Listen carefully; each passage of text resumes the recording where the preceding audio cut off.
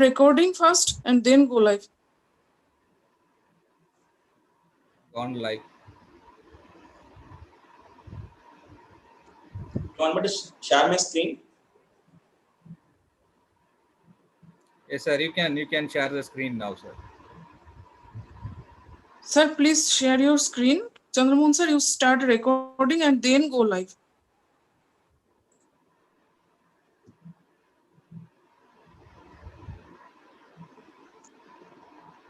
I shared now. Yes, sir. Okay, I have started recording. You can go live, sir. Yes. Good evening, all. This is Chandramohan, physiotherapist, and a warm welcome to all the participants and viewers of Fitness and Rehab India YouTube channel. And we all are welcome you for exercise testing and prescription organization, that is ExRxIndia's Pain Go Away Sensible Pain Relief Strategies online free webinar. So today we are having our resource person, Dr. Senthil Velkumar from CMC, Christian Medical College, Vellore, Tamil Nadu. And I would like to take this opportunity to thank Dr. Selvin James, who is working in a private hospital in Chennai, who suggested me to approach Dr. Senthil Velkumar for a wonderful topic regarding pain go away. So when I was approaching him, and he said that it will not be a theoretical one. Sure, this will be helpful for those who are practicing and also for the budding physiotherapist, so that when they are graduated, it will be very useful for their clinical practice. And I hope so. Dr. Selvin James also have joined with us. I welcome Dr. Selvin James, and I also take the opportunity to welcome Dr. Rupesh and Professor Duna Saha. Now I welcome Dr. Selvin James and request him to take a minute talk. Good evening, sir. Thank you so much for the opportunity. Welcome. Thank you, sir. Good evening to all. It is really very happy and a joyful moment for me for introducing my good friend Senthil over here. And I would like to welcome you all on behalf of the ExRx team. And it's a very, very, very happy moment for me, especially for this webinar. It's because I'm very proud to introduce my good old friend, Dr. Senthil Velkumar, who works for the Christian Medical College since 2006. I'm very happy to introduce him because he is a very down-to-earth personality. First of all, he's not only a very good clinician, he is a perfect academician. He is a good researcher also. He has done his undergraduate from the KG College.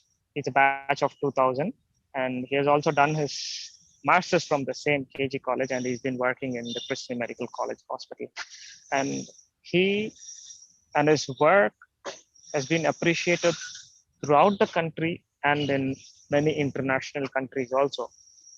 And as a result of that, he has been awarded so many awards as ASCON Award, and he's been awarded as the best stroke therapist, best junior scientific paper presenter, and so on. And he's been awarded from the University of Malaya in Malaysia. He's been awarded in Thailand. He's been traveling to a few other countries also. And he is also one of the member of International Spine Society. And I would like to tell one incident and introduce Dr. Senthil Velkumar. Few years ago, when I was talking to him about IRB, which is otherwise called as the Institutional Review Board of CMC. That's the board which permits anybody to do a research who's in CMC. That's common for everyone, whoever, even if it's an undergraduate, postgraduate, PhD, anybody who wants to do research has to submit their proposals to the IRB, to the Institutional Review Board. And only if the board accepts and approves and gives an approval order, we can go ahead with the research. So a few years ago, when I was talking to Dr. Senthil, I was very much worried, telling him that there are no physiotherapists in the board. There were so many people sitting around and asking questions, but unfortunately, there were no physiotherapists. So when I was talking to Dr. Senthil, he said that there are criteria to become a board member in the IRD. And he said to become a board member, we'll have to be published at least 10 papers. And once you publish them, you become, or you get the you become qualified to sit in the board member. And Senthil has been working throughout all these years to become one of the board members. And he has also published those papers, and he has attained that criteria. He's been qualified to be as one of the IRB members. So that's one very big effort as a physiotherapist he's been doing to the profession as well as to the institution. So that incident makes it's an inspiration for a lot of us. And he's been a very good clinical therapist. He's specialized in pediatric neuro, especially. He works with spinal cord injury patients, and he was also the in charge of the Rehabilitation Institute of Christian Medical College, which is one of the India's renowned rehabilitation centers. And now he heads the uh, OPD department of Christian Medical College. So it's a great opportunity, and it's happy to introduce Dr. Senthil. And I hope for the next couple of minutes or for an hour, he's going to entertain all of us with this beautiful topic. I know I've listened to his topics. Listened to his classes for almost 10, 12 years. I've known him. So it's going to be a complete joy, and it's going to be a complete full of messages from him.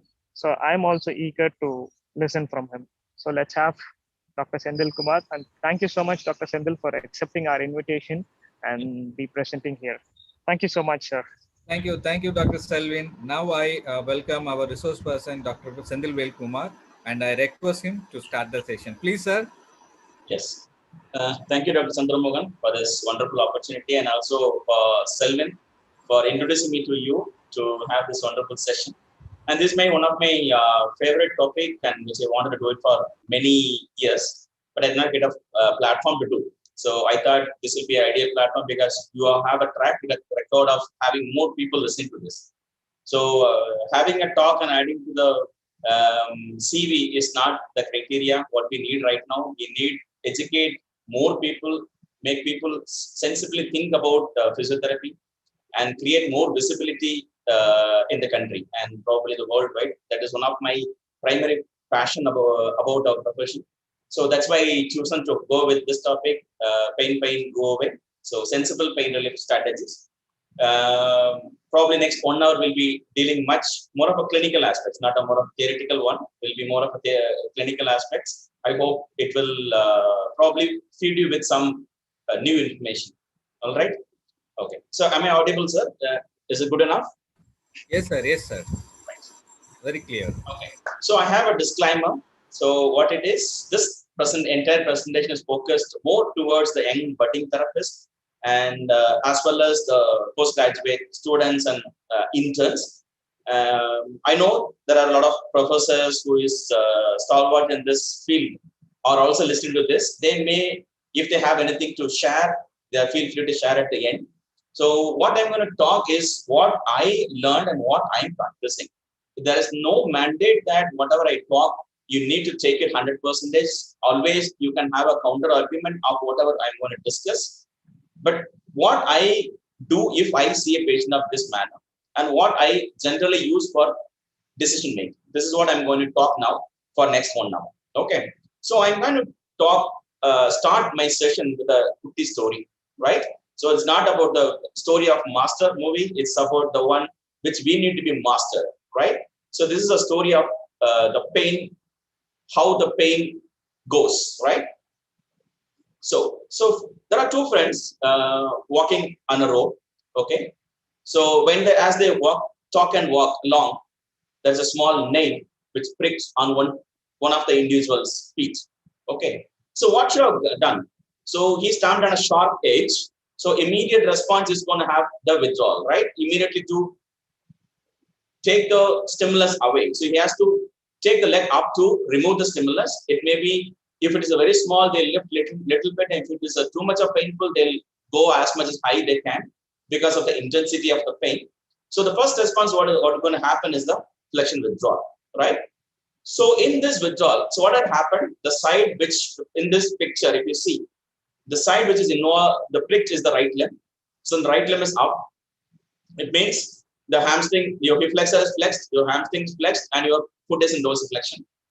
At the same time, you have another feet which is cross extension is happening, where your gluteus maximus, your quadriceps, and your plantar flexors are acting upon to make you stand well. Otherwise, you'll have a fall. So the innervation, the reflex activity is widespread and activating all the lower extreme muscles. In fact, all the trunk muscles to make you balance yourself. So this flexion withdrawal, when you say that your hip flexion is happening, it means the firing is happening in hip flexor. At the same time, there is a reciprocal inhibition happening in the hamstring. When you say dorsiflex is acting, it means the reciprocal inhibition happening in the plantar flexor and the side which is withdrawn. Vice versa on the other side. When your quadriceps is acting to have a cross extension to make you stand, your hamstring is inhibited, right? So when your plantar flexor is acting, your dorsiflexor is inhibited. So that much of connection has been made within a short while during your flexion withdrawal. So next what happens, you become more alert and away to the environment. So you're just becoming more alert. Your entire attention, initially you would have been another area, but now after this incident, your entire attention, you'll be more awake and alert towards seeing what is happening with you. Then there is a response of sympathetic. You see your feet is bleeding or it is very painful. Without a bleed, even then, you have going for a panicking. It means your BP is going to become high and your heartbeat is going to rise, right? So these are, and you will sweat immediately. So all those sympathetic response also is happening simultaneously within that period of your post-nail injury. Next comes your emotional response, and you will shout or scream based on the intensity of your pain, right?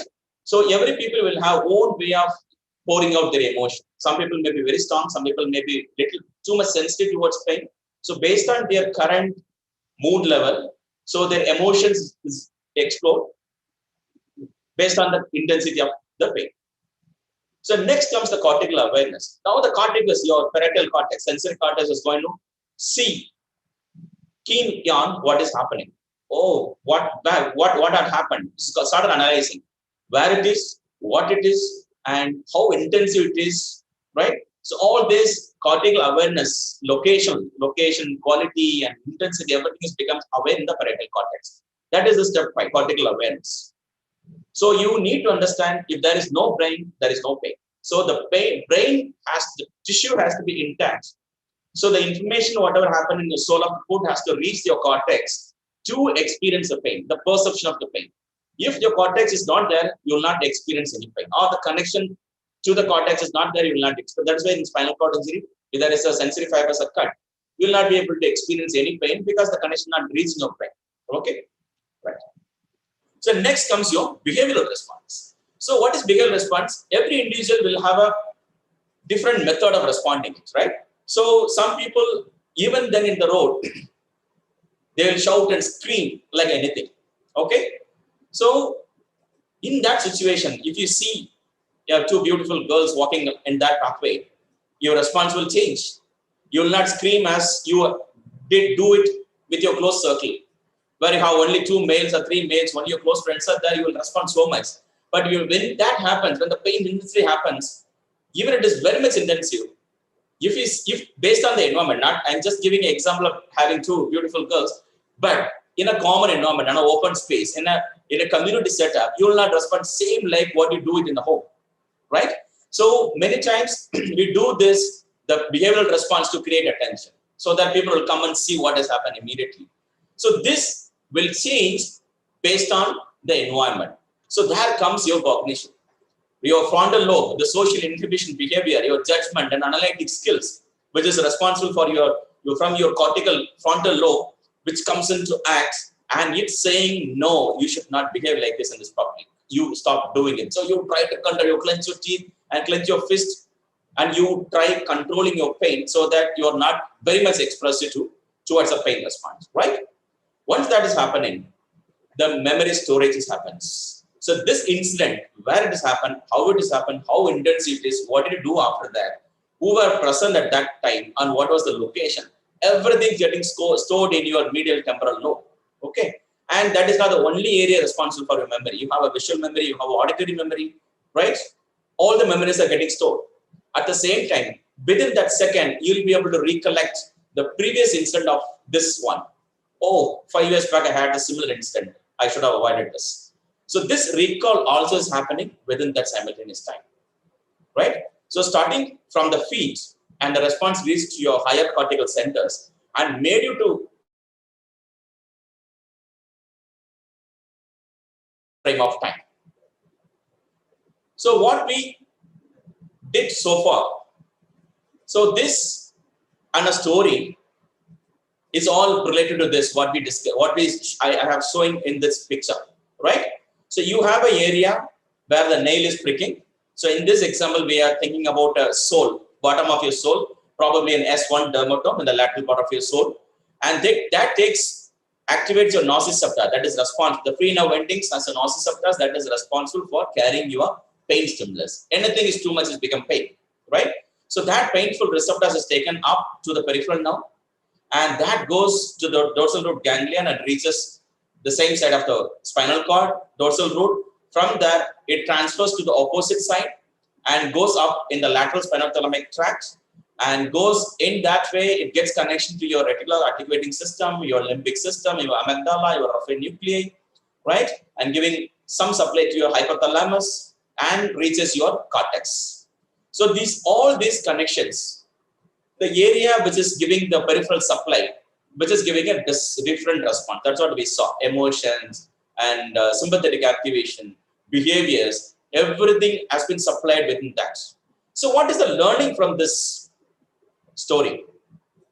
You need to understand the magnificent arrangement of your nervous system or a human body. You just imagine the amount of connections it has made in the story. So you had a contact of a small pin at the bottom of your sole, which is activated so much of centers. Just imagine how much of connections you do have. I gave an explanation of your flexion withdrawal. How many muscles are activated? Not only activated, how many muscles are inhibited in the opposite side, reciprocally inhibited? How many synergic muscles are activating? How many fixators are working? Everything all together, right? Just imagine the numerous amount of connections it is making, the human nervous system is making. Just not within that, it's all happened in a second's time, or sometimes less than a fraction of seconds. Just imagine, less than a fraction of seconds, you created millions of connections to respond. The human nervous system in such. And that is started from a distal part of your body, that most bottom of your body, and the connection reached up about how much your height you are, right? That is from a single dermatomal level. S1 dermatome activated almost every dermatome or every myotome, not dermatome. The S1 dermatome level activated the entire body myotome. The entire body muscles are responded for a stimulus which is made in the S1 dermatome. Imagine about it. And the most beauty of it is that all happened in a 1 mm stimulus. The point area, the contact area of your sole is only at 1 mm or so, which is created of millions of nervous activation, right? Which has happened in a fraction of a second. Imagine how the nervous system is behaving, right? So this story I gave you to understand the magnificent arrangement of your central nervous system, and also the pain, how it is responding, right? The pain, how it's been taken to the body. It is amazing, isn't it? Okay, let us move. Right. So how this has happened? So when I contact a sharp nail at my sole of my foot, so what immediately happens? There is a damage. So there is the fibers which is responsible for your pain is getting activated. So you have 2 fibers primarily responsible for you carrying your pain. So we call them as A delta, C fibers. So these are small diameter fibers in a diametric wise in micrometers. Very like A delta we say only 5 micrometers, 1 to 5 micrometers, and C fiber is less than that, right? So this A delta fiber carries the fast pain, the sharp pain. The moment you prick, you get a sharp pain, which is creating more attention to it. That is the responsible for your A delta fibers, which carry the information. The C fiber, which take the information, which will be a unmyelinated fiber. The A delta is a myelinated, C fiber is an unmyelinated fiber. This fiber, because there is no myelination, there is no roads of Nandivar, you don't have a saltatory conduction. You need a saltatory conduction to make it more quicker. So when that is not there, it can go very slowly. It can reach in a very delayed manner. What activates the C fibers? Mechanoreceptors and chemicals. So post injury, you're also having some chemical reactions, which means the inflammatory reactions. You have a lot of substance P and everything. All small chemicals are getting created. That is stimulating the C fibers. So when you have an injury at any part of your body, the initial sharp pain, which is carried by your A delta, the C fibers, which is carrying the pain of this low pain, which you'll be feeling little later, but it will be really nagging. The sharp pain which you feel, it will go away soon, within 5 minutes or 10 minutes time. But you have a dull, aching, nagging pain, burning pain, which will retain for longer. That is out of the chemical irritation, which is carried by your C fibers, right? So as I told, A delta is a small diameter, myelinated, and the speed is 5 to 40 meters per second. And this is a small diameter and unmyelinated, and it's a chemical pain, right? So A delta is like going in a cycle, okay? So it reaches quickly to the spinal cord to pass the information to your higher center. And C fiber is like going on a walk. So it will take little more longer time to reach the spinal cord itself. So the pain comes little later, but it retains for longer. It stays there, right? Till you address it, right? So what I told now, I'm going to give in a scientific manner. Okay, watch this video. So you have a hit. The blue line is taking the pain up, and you also have a anterior spinothalamic. So the primary fibers for pain is taken by your lateral spinothalamic tract, and you also have anterior spinothalamic is getting active in this process because entire sensory fibers are getting activated. That has a bilateral supply, and you have a spinothalamic also has been scientifically classified into neospinothalamic, paleospinothalamic, and archispinothalamic, right? So different fibers are connecting to different areas. So the areas which is connecting to your hypothalamus is paleo, limbic system is paleo, and archi is your hypothalamus and other response, right? And the neo one gives the proper supply to your parietal cortex for the pain awareness. Okay, so this is how I'll play again. So sorry. So when you hit, you can see the blue is running much faster, and you can see the yellow is coming behind. That is a C fiber carrying. The blue reaches quickly to the cortex to give a pain response, and you can also see the various blue, red, and green. That is the areas activated within this span of time to give multiple reactions like emotions and behaviors and sympathetic activation. Right? Okay. So now comes your self-pain relief response. We have an intensive pain whenever we injure ourselves. It can be an ankle twist or knee or a twisted wrist or whatever it is. What is your immediate? For example, you take an example of you twisted your wrist for some reason. You landed on your feet. You have a sharp pain. What is the immediate response? You start shaking your hand. So you are creating your vibratory receptors, right? You start squeezing and contacting. You are creating your peripheral receptors for touch and your pressure receptors. So these are receptors or large diameter receptors, right? So that comes your pain gate theory. So when you create a stimulus of your large diameter fibers, that also follows the same pattern. Quickly it reaches the spinal cord. The area or the door for the A beta and A, this is called the A beta fibers. The A beta and A delta should enter in a single door. Your A beta is like a VIP. When the VIP comes, your A delta is a general common public. It cannot enter. So the door is opened for your A beta. Your A delta cannot get in until you give entry to A beta. So the moment you hit or injure a wrist, you immediately do pressing, touching, shaking, everything. Thereby, you are creating your A beta fibers. So this A beta fibers going to a spinal cord and minimize or deactivate the transmission of your A delta fibers to the opposite side to carry through the lateral spinothalamic tract. Okay. So this video will tell you clearly. You can see when you injure yourself, your hand, you have a nociception going to a red, right? And you start rubbing your hand with your finger. Now, what is happening? You're creating mechanoreceptors that goes to the entry. You can see the target cells which not allowing your A delta fibers to pass. That way, you have a minimized sharp pain immediately post-injury. When you shake and do something, you will not have the same intensity of the pain what you had in the beginning. Right? So that is the suppression of your A delta fibers. But C is a culprit, The C fibers, it cannot be prevented by this mechanoreceptor stimulation. It will go slow, reaches there and go up and giving a nag pain. Okay? And you need another system to solve this problem. Okay, let us understand that concept, right? Okay.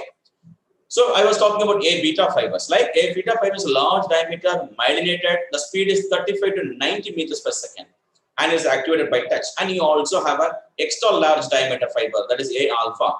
You have a muscle proprioceptors, you have a muscle spindle and Golgi tendon organs that has these fibers.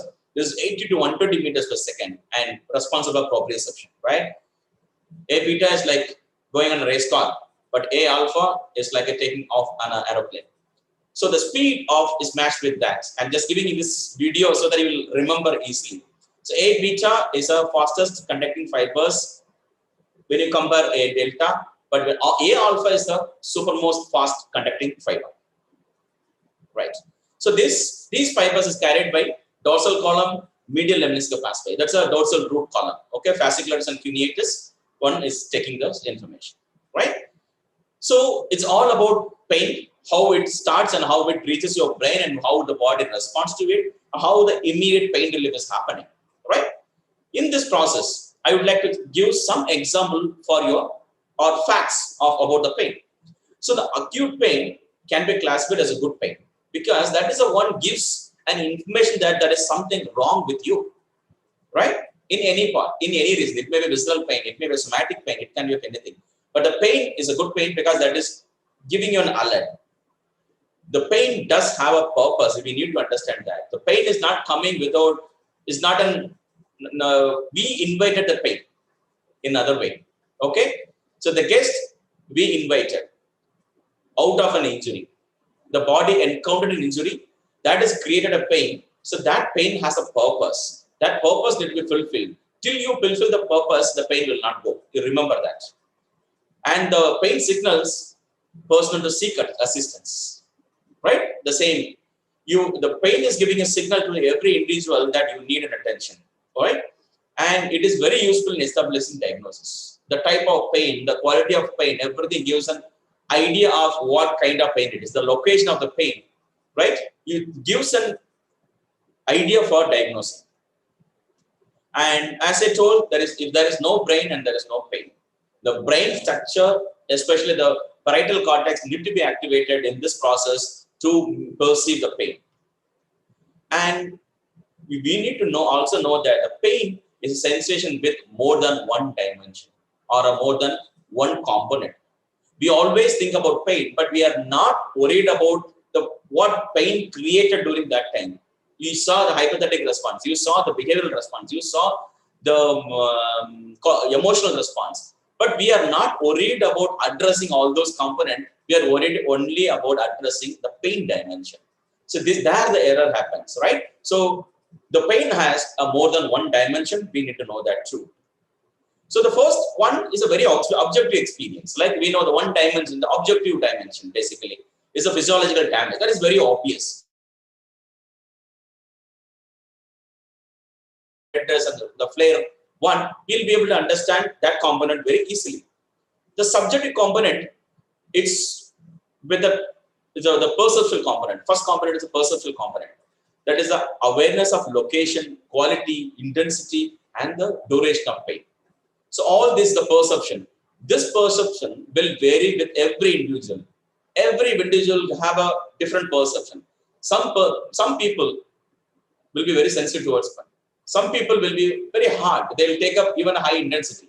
The same intensity of pain given to two different individuals, they'll two experience very differently, perceive very differently, behave very differently. Right? So some of the tribe people, they are hardcore living people.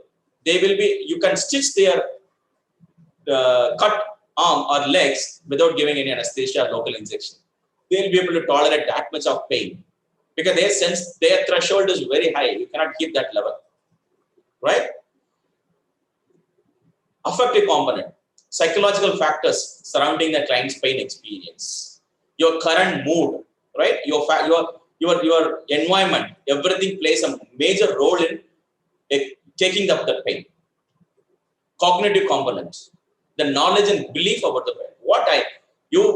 The same 1 mm point prick happened in the sole of your foot, you experience this much of pain and everything.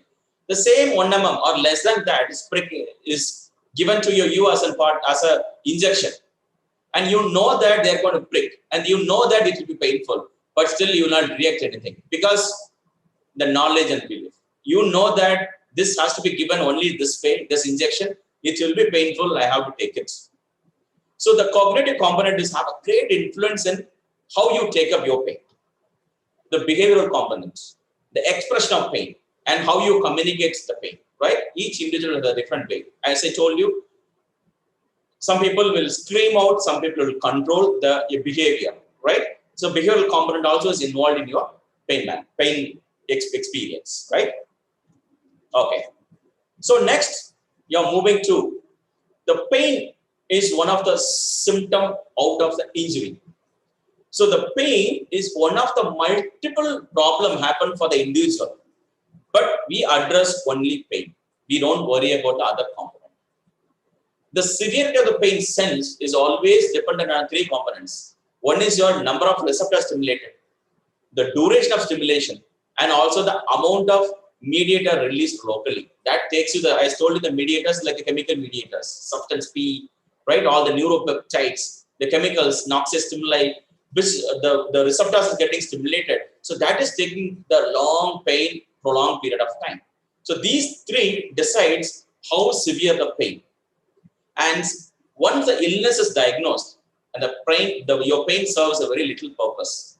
Because you identify the location, you identify the problem. Now the pain has anything to play. The role of your pain, I told you the pain has a purpose. Now the purpose is fulfilled because we are already diagnosed. But the pain will not go away unless we treat it. The pain can even persist after no longer useful.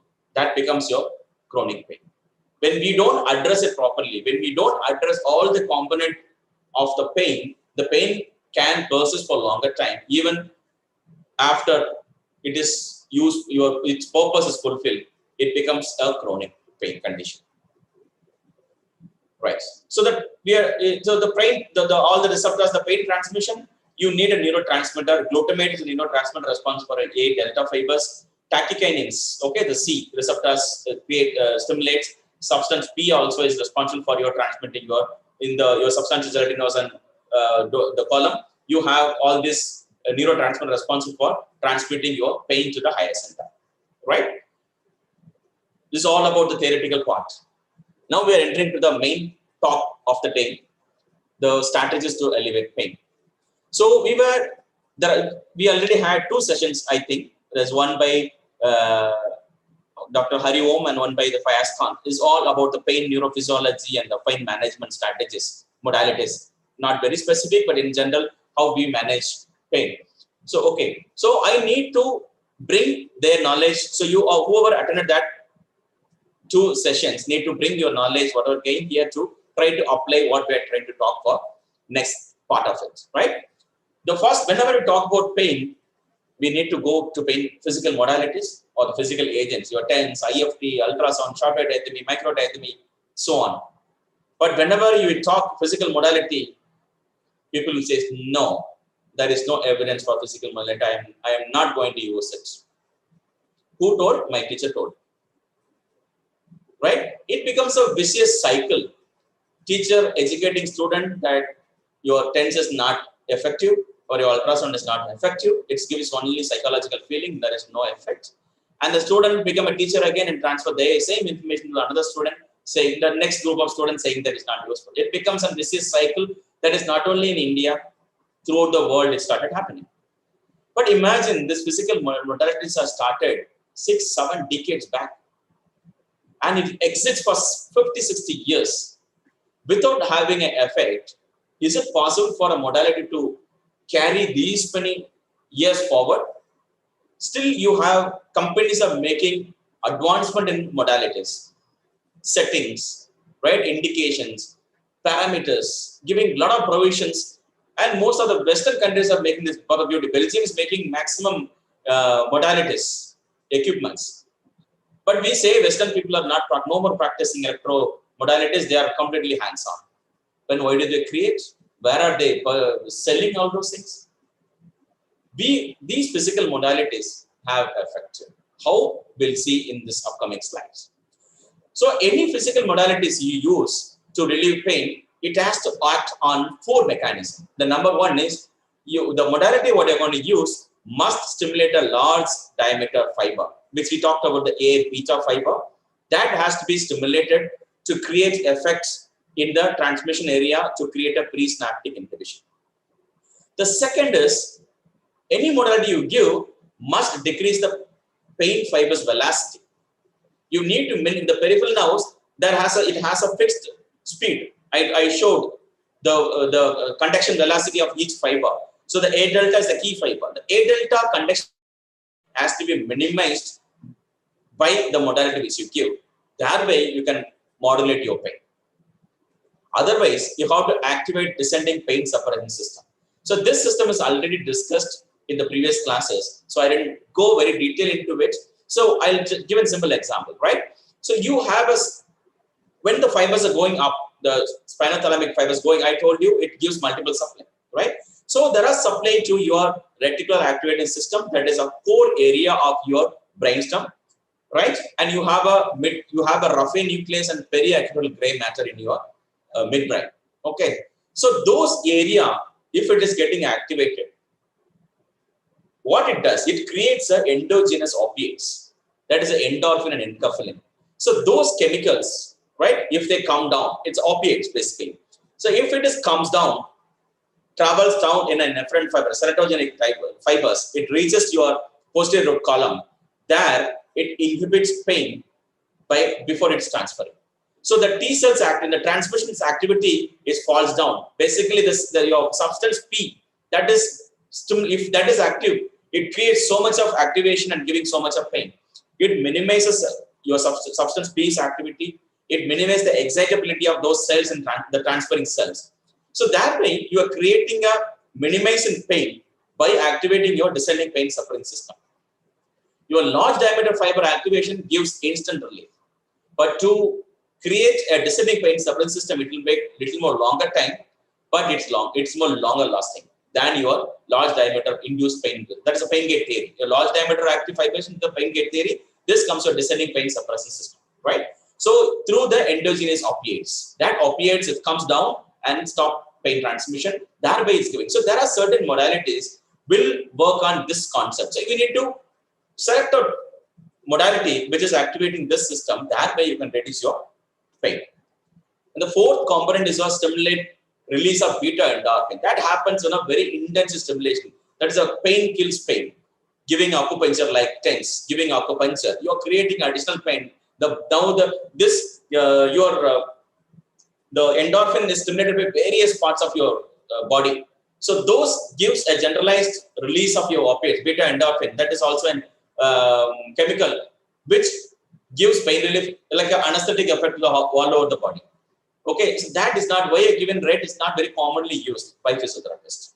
So in the first 3 mechanism we commonly does. Okay, so what we saw now, the same mechanism. The mechanism 1 is here. Sorry, mechanism 2 is here. So mechanism 2 is where you are trying to minimize the conduction of the fiber. So thereby the speed of conduction comes down, the pain is not perceived as it is. And the sensitivity of the receptors, the nociceptors, which is available in the injury site, that comes down, right? And also, when you give a modality, the availability of the inflammatory chemicals also comes down, thereby there is no stimulation of pain. The second mechanism, that is the large diameter stimulator fibers, that is a pain gate theory, happens at that level, okay, that is synapse level. And the third mechanism, which talked about the activation of periaqueducal gray matter and raphe nucleus, that giving an endogenous opiate release comes down and releases, that happens at that level, right? So talking about the effectiveness of modality. Okay, so these are the basic physics, neurophysiology we need to think or understand before you select any modality. So effectiveness of any modality, for example, is based on, is there a right choice for this particular problem what you identified. So the right choice of modality plays a major role in defining its effectiveness. The right dose, are you giving a right dose what is indicated? The parameters, are we adjusting the parameters based on the need of the individual and need of the injury? Are we use the right method of application? I'm seriously concerned about it. Many clinical centers, the clinics, you have a physiotherapist and you have a 3-4 assistant who has completed just 12th standard and working as a part-time employee or whatever. So the therapist's role is to identify the problem, diagnose and send for ultrasound. Go and get ultrasound. You tell the assistant to give an ultrasound and you are not worried how it is applied.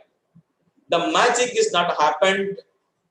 The magic of pain relief happens only with, not only with equipment. It's about the skill of the therapist. The hand of the therapist does the magic basically. So these three is very, very important, right? So when you talk about the right choice of modality, you have a sound knowledge of your the physical property of that modality you need to know. And also its physiological effects is very, very important. And when to choose what is a very critical question. When you succeed in this, you will be able to give a fantastic pain relief for the individual, right? So this just a choosing of your modality, just a random picture which I tried to give. What I want to emphasize is here, ultrasound. We give ultrasound for many conditions, right? But ultrasound can be absorbed better and can respond better, can give better effect where your collagen fibers are dense. Dense collagen fibers is required for a better effect for ultrasound. Your ligaments, your tendon, your fascia, and your joint capsule and the scar tissue, which has a high amount of collagens. Your muscle has a less amount of collagen. Your muscle will not be an ideal tissue for ultrasound therapy. Pulse shortwave diathermy, you take, it goes for muscle and nerve, right? It requires a wet area it required for a pulse shortwave, right?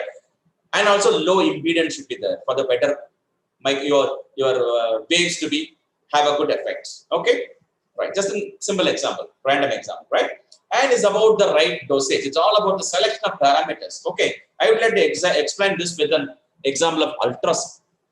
Very commonly used in clinical area. Most of the soft tissue injuries are treated with ultrasound, right? This is a question for all the attendees. Okay, especially the young budding therapists and clinicians who is practicing.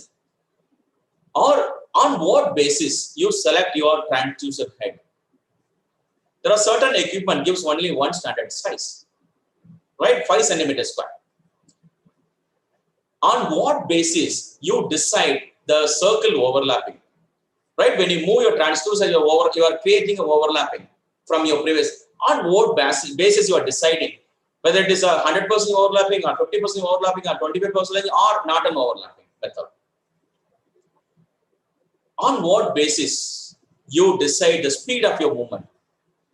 How quick you should move, on what basis? How long you apply your ultrasound? Just think about it. Till now, how do you decide, or how did you decide all these components? You just recollect everything. Transducer head size, that's multiple, 1 centimeter square, 4 centimeter square, 5 centimeter square. How to choose that is entirely based on your treatment area. One head, if you choose, it should be able to cover at least 2 to 3 of that particular size. You cannot select an area which requires only 5 centimeter square size in your tissue, and you choose a 5 centimeter square head, and you will be rotating only that particular area. If that 5 centimeter square area require a much more lower than head size, because you need to create movement. You cannot give a static application of your ultrasound. You need to move. You need space to move, and you need to give area which is required ultrasound. You cannot give an area which is not required, not infinite, but not require a ultrasound effects. So you need to choose the area which is 2 to 3 times of your head, I introduced a term called ERA, that is effective radiation area. Right? We'll be talking about it in the next upcoming slide. So you'll be choosing the head size based on the radiation area. Ideally, 2 to 3 times of your ERA should be treated. So your head will treat 2 to 3 times of ERA. 1 centimeter square will cover up 3 centimeter square. 5 centimeter square should cover up to 15 centimeter square circumference. Circle overlapping. To understand this, you need to know about ERA, effective radiation area.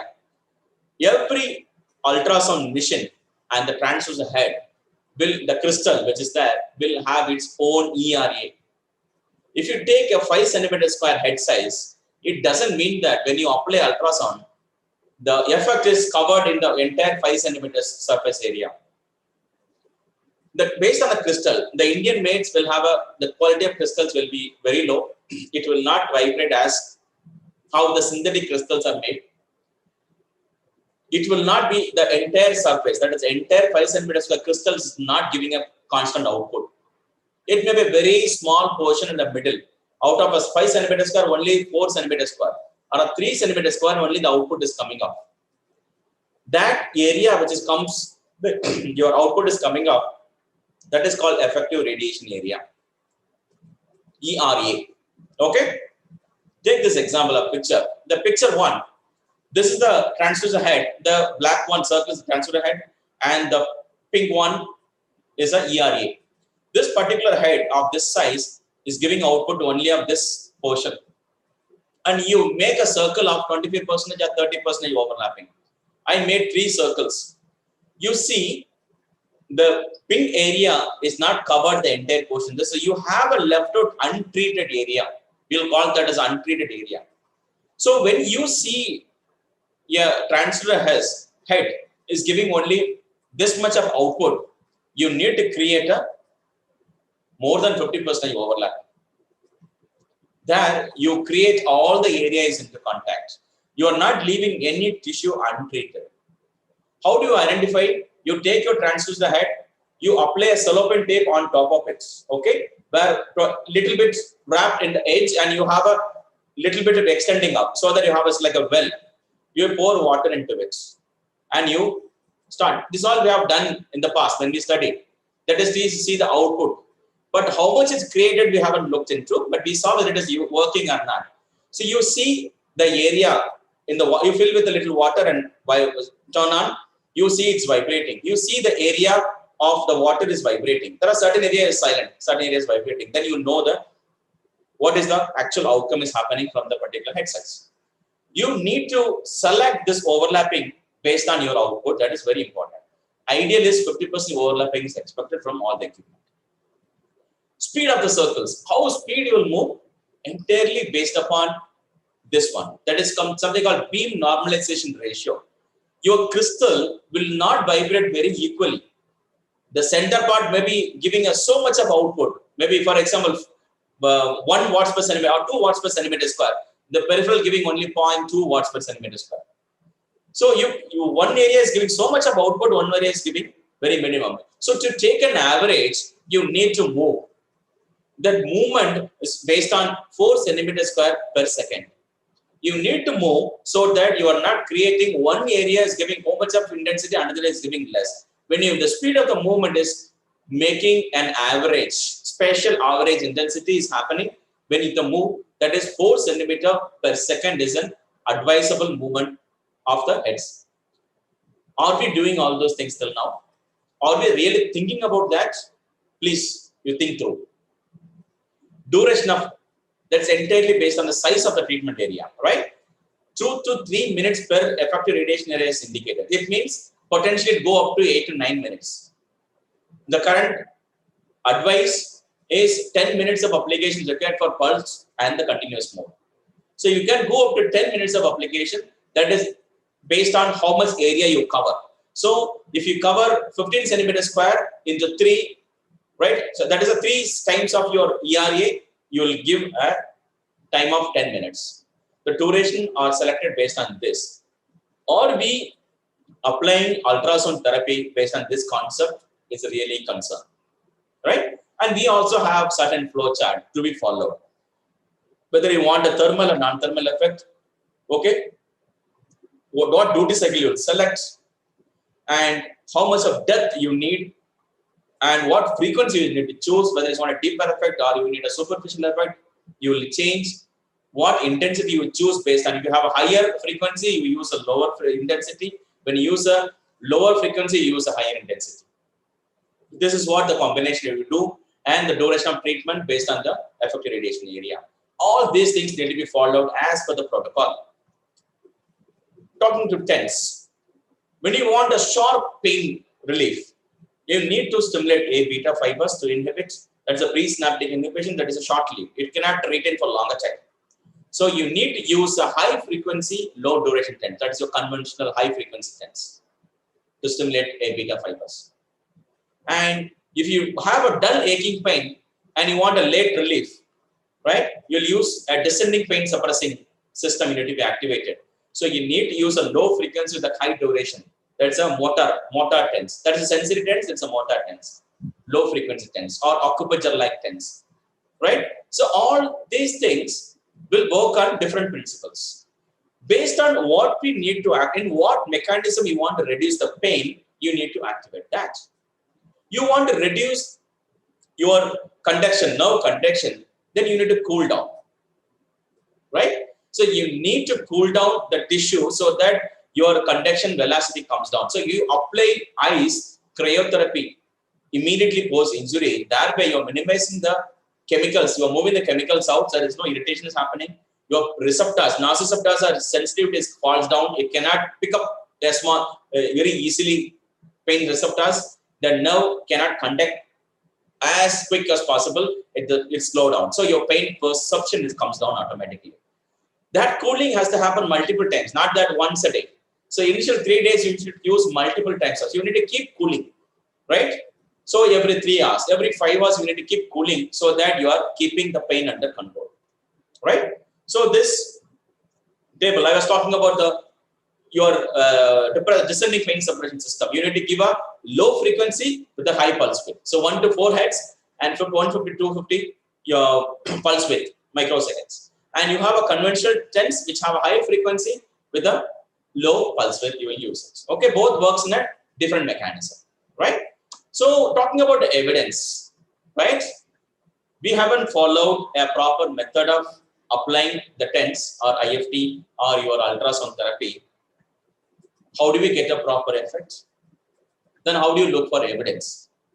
And we also see nowadays you have a lot of pediatric journals which publishing overnight.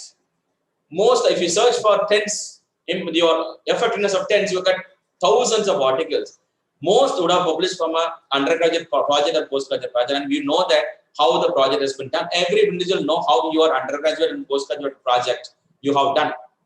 Whether you did follow the proper procedure, whether you collected samples as per the criteria, did you actually collect it? I'm not blaming anybody. That is a current system in India. I'm not sure about other countries, but our actual undergraduate or postgraduate projects are not happening in a proper way. Not ethically sound, not logically done. Data are not collected as per requirement. But after the completion, you submit a project and you write for publication. You give 5,000, 10,000 rupees a journal and you publish it. You haven't done a proper study and you told something that your TENS is not effective. So all this, wherever you search, you're confused with variety of data, and we are not very sure how the project or how the research has been done, whether done in a very proper manner, right? As I told you, it becomes a vicious cycle that your modalities are not effective at all. We need to break that cycle. We need to try incorporating the right choice of modality, right application methods, and the right parameters has been set so that you'll find the actual effect of it. Even the recently conducted WCPT, World Congress of Physical Therapy conferences, there was a forum which discussed about this electrophysiological physical modalities and its effect. So they also felt that the effort has been minimized based on the word by word. One person telling another is not effective. That has been spread and it becomes a vicious cycle that nobody is believing that it's effective. So they are trying to network and create more evidence to it and standardize the application and the parameter protocol now. they are in discussion with it. So I'm also a strong believer of the word, the sentence basically. The absence of evidence is not the evidence of absence. Just because something is not there, you cannot say that it is not there, right? Maybe it's not been explored. The studies not would have been a collaborative manner, right? When the study, when the modality was on peak, 30 years, 40 years back, when the actual people who identified that equipment created miracle and that time you did not have the randomized control trial systems. So they didn't do any study using this randomized control methods. Now you have a stringent method of doing a risk, but we don't have a people who can actually use the physical properties of all these equipment and understand neurophysiological of pain and incorporate and give a pain relief. That is a lack. So always the evidence-based practice not relies only on this external evidence. It's always the clinical expertise also is matters and the patient values. All these things clubs together only giving evidence-based practice. We don't need to go exclusively with the external evidence, right? When we talk about modality, I want to would like to give some alert.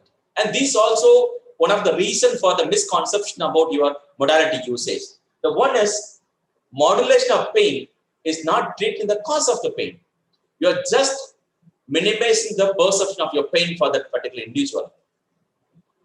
The modulation of pain cannot improve the function. It can reduce the pain and permit the individual to move. It is the individual's responsibility or the therapist's responsibility to make the individual move because he perceives less pain. Modulation of pain can only provide a window period. It will give you acute pain. It stops for some time when you activate your A beta fibers. Your chronic pain activated for next 7-8 hours. You have your pain relief using the descending pain suppression system. Use that opportunity and activate exercise more, move more, and create more function to it. Okay? And movement is medicine. Without movement, you cannot get away with this problem. Your ultimate goal to move. Don't worry about the type of the exercise, whether it's concentric or eccentric or isometric. The type of exercise is less important than the act of moving. You need to move, make them move. That is very, very, very important. And modalities address only the physical component. We saw the various component of your pain, the various dimension. Your modality is addressing only one component, probably some psychological component and a placebo. But it addresses primarily the physical component of it.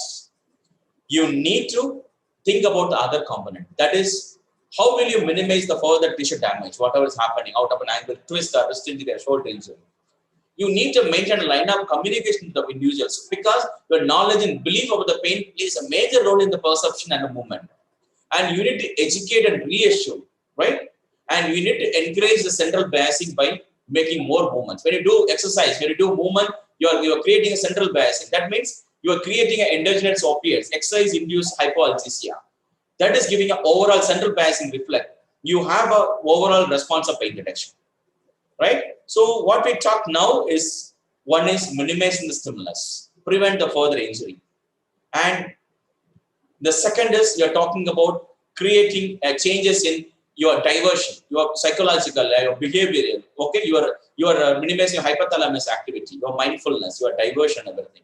And working on your knowledge and belief, your education, reassurance, and cognitive behavioral therapy. So all these things also matter. You may not be able to provide a structured cognitive behavioral therapy, but yet some kind of support.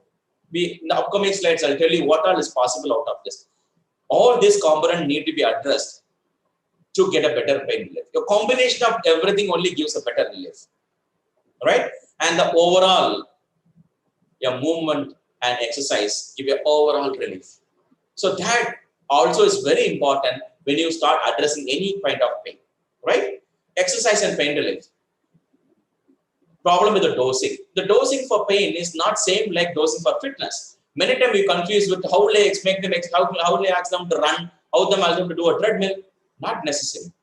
The dosing for the pain is not equal to fitness. Just that you need to move. Pain-free exercises. It can be just an active exercise, a small ranges. Early pain-free exercises. Sorry, there is a spelling mistake, a typing error. So early pain relief exercise is what is required. it can cause a hypo or hyperalgesia. When you overdo things, you will create more pain. There you create a mistake, or the individual will overdo things. You tell one and they'll do double, and that create a hyperalgesia. That is, you are creating again sensitivity of the pain. Hypoalgesia is a minimizing the pain sensitivity by doing movement, right? Aerobic exercises can have a global exercise-induced hypoalgesia. Whole body gets activated. When you do a resist training, it creates a local exercise-induced hypoalgesia. So that is a local area is getting pain relief. When you do an engage, that is very useful for people with fibromyalgia. When you have people with a connective tissue disorder, your polyarthralgia, your rheumatoid arthritis, all those people require a whole body exercising so that you create a whole body pain relief strategies. Too little exercise is not beneficial, whereas too much will be aggravate the symptom. So please, you should have a balance of both. Bed rest. Many people advise your disc bulge, bed rest for 1 week, 10 days, 15 days. Okay, any bed rest more than 2 days for any of the condition will never be beneficial, and especially in people with geriatric, it will be detrimental. There comes your education and reassurance. You need to educate and reassure them properly. Education is a comprehensive pain neuroscience education program. Explaining what has happened, explain to the people who can understand this, not to everybody. Okay, not to threaten with so much of chemicals and nerves and the cognition, and give idea, choose the candidate idea and educate them. 3 days back, I received an individual with a cervical pain. So he is the kind of guy who used to crack his neck, like people who used to do, they'll just do this, that. In that process, he stuck back from Bangladesh. He treated various places. Finally, he searched and came here to CMC. And when I was seeing the pain is in the sub-hospital area, and I was talking to him, what has happened and what all that, he's saying, I think my atlantoaxial joint is little displaced. I told him, this is too much for you. Atlantoaxial joint, he's talking about atlantoaxial joint, and he's saying that is little displaced. He is thinking the kind of pain he has, the kind of movement restriction he has. He started thinking in that way. But all the MRI, everything has done, explored, nothing is there in that level. So some people start thinking so much about it. You tend to get more people from now IT field. They have spent their lifetime with internet, and they come and say, I have some quadratus number of strain. I think that is in the middle of the quadratus number of muscles, that is in the central fasciculus. They are becoming very, very, very specific to what it is. That will really make people mad. You cannot get away with that kind of pain. You need to tell them to calm down and take it. What is logic? Education on prevention and protection is very important. I'll give you, in the upcoming slide, I'll give you an example what it is. Use a functional explanation. Don't use medical jargon. Use functional explanation. See, you have knee, OA knee. This all, you are 60 years old. You have done so much of work all this while. You walk so much, work so much. This all created a wear and tear phenomenon that has happened inside your joint. Now the joint cushion is little less. So you're not getting a cushioning effect. You are getting some pain. It's kind of an overused injury because you worked all these years. Now it's time to respect the change and give little rest. And you do whatever is possible of your particular age and particular current capacity. So those functional explanations, don't tell them your disc is prolapsed, your ligament is completely torn, you have done it for your lifetime. So all those will stick onto the mind and give additional pain. It will be converted into a chronic pain in the later phase, right? And always give is normal for your age. Having a 40-year-old individual having a pain at the back, the first step to take an X-ray, second step to take an MRI and say that there is disc bulge. Everybody at that age will have a little bulge. Definitely, you and me will have a small bulge everywhere. How significant it is, how it is relevant to the current pain, we do not know. Activity promotion is very beneficial. Definitely, it will be a little painful, right? They should do it. It will hurt a bit, but it doesn't harm the individual. You need to tell them very clearly. Do. And frequency is more important than the repetition. Don't let them do 100 repetition at the time. Rather, that 100 you split up throughout the day. Every hour, 10 times you move. That will give more. That is all very important for individual with periarthritis shoulder. When you work on a range, you need to make them move more frequently. You make them exercise for 30 minutes. Next 23 hours, 30 minutes, you don't use that particular reached range at all. Again, you will start from square one and the next day. So you need to tell them to capitalize the range which you achieved today on their day-to-day activities. And identify people with the state of hypervigilance. You know, this is very interesting. You'll definitely, everybody would have experience in the clinical area. Somebody comes with a neck pain and have a trapezius pain, and you have a nodule there, okay? And give some treatment and send them away. You know what this hypervigilant people, state of hypervigilance will do? They, every half an hour they'll press this. Is it gone? Oh, still it is paining. After 30 minutes again they'll press. Is it less? No, it is paining again. Hello, you are not allowing that particular area to heal. Every time it's trying to heal and the burst comes down, you are trying to re-stimulate and giving a pain again. State of hypervigilance. Press and see whether it is gone or not. It will take time. Educate them. You injure, it will take some time to get it solved. The inflammation has to come down. The healing process has to happen. Till that time, you will experience some kind of pain. But within that available area, within the factor of the pain, you move as much as possible. It's what is. Teach them fidgeting. Fidgeting is what small movements. You know, people will do small movements out of a nerve. Fidgeting actually is a problem. But what I mean here is make small movements very often. Very often let them move, make small movements, be it a back or neck or shoulder, anything need to be moved. Right? So I was talking about the example of ONE. No? How we educate a ONE individual. Okay. Normally what do we say with the ONE? We'll give some modality. Usually we'll give IFT or TENS, and we very well know that only superficial pain relief. We have not done anything to heal anything inside. So you need a little more deeper method of addressing it. Okay, that you leave it in one side. Now the cushioning effect has changed. Your knee joint is taking so much of force, which is not been balanced by the structures which is inside, is creating a suboccipital bone. Your subchondral bone is compressing and creating a pain, or soft tissue is capsules getting stretched or whatever. Now, what is your suggestions? The do's and don'ts. Do not climb steps. Do not sit on the floor. Do not use Indian toilets. Okay. This is standard. Correct? You will not, don't stand longer. Don't climb steps. Don't squat. You should not sit on the floor. Okay. Now, you receive an individual who is a middle class family, a low middle class family, living in a first floor or second floor house, having only Indian toilets. And she is the only person who is supposed to cook. What do you want them to do? Do you want to send the house owner who is in the ground floor, send them out to up and you come down? Or you break the Indian toilet and make off your own Western toilet? Or staircase, what do you do? You have a lift fix to come down. Is it sensible? You need to customize your education to each individual. Okay, all right. You are living in a first floor. Please use staircase whenever is necessary. You prioritize your work.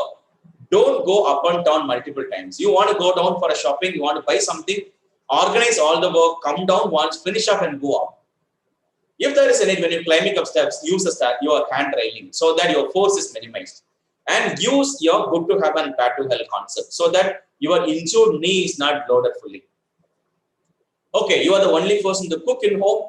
Okay, do one thing. You have a small stool. You keep the foot which is painful on top of it so that your foot is not loaded. If the bilateral knee pain, you change. Sometimes you keep the right leg, sometimes you keep the left leg up. Or you have a chair there. Whenever you don't need to stand, you sit there for some time. You have an Indian toilet. You cannot change it. Okay, don't worry. If you have a right knee problem, you put your right leg little forward when you squat so that your right knee is not completely flexed. So that your left is loaded fully, right is not damaged. If you have bilateral, when you use toilet, don't squat for longer time. Please sit for little time and you stand up, again maybe you can read it. Continuously don't load it.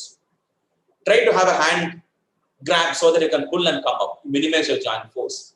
Give sensible advices rather than just telling don't use what they have to sleep in the road only. What will they do?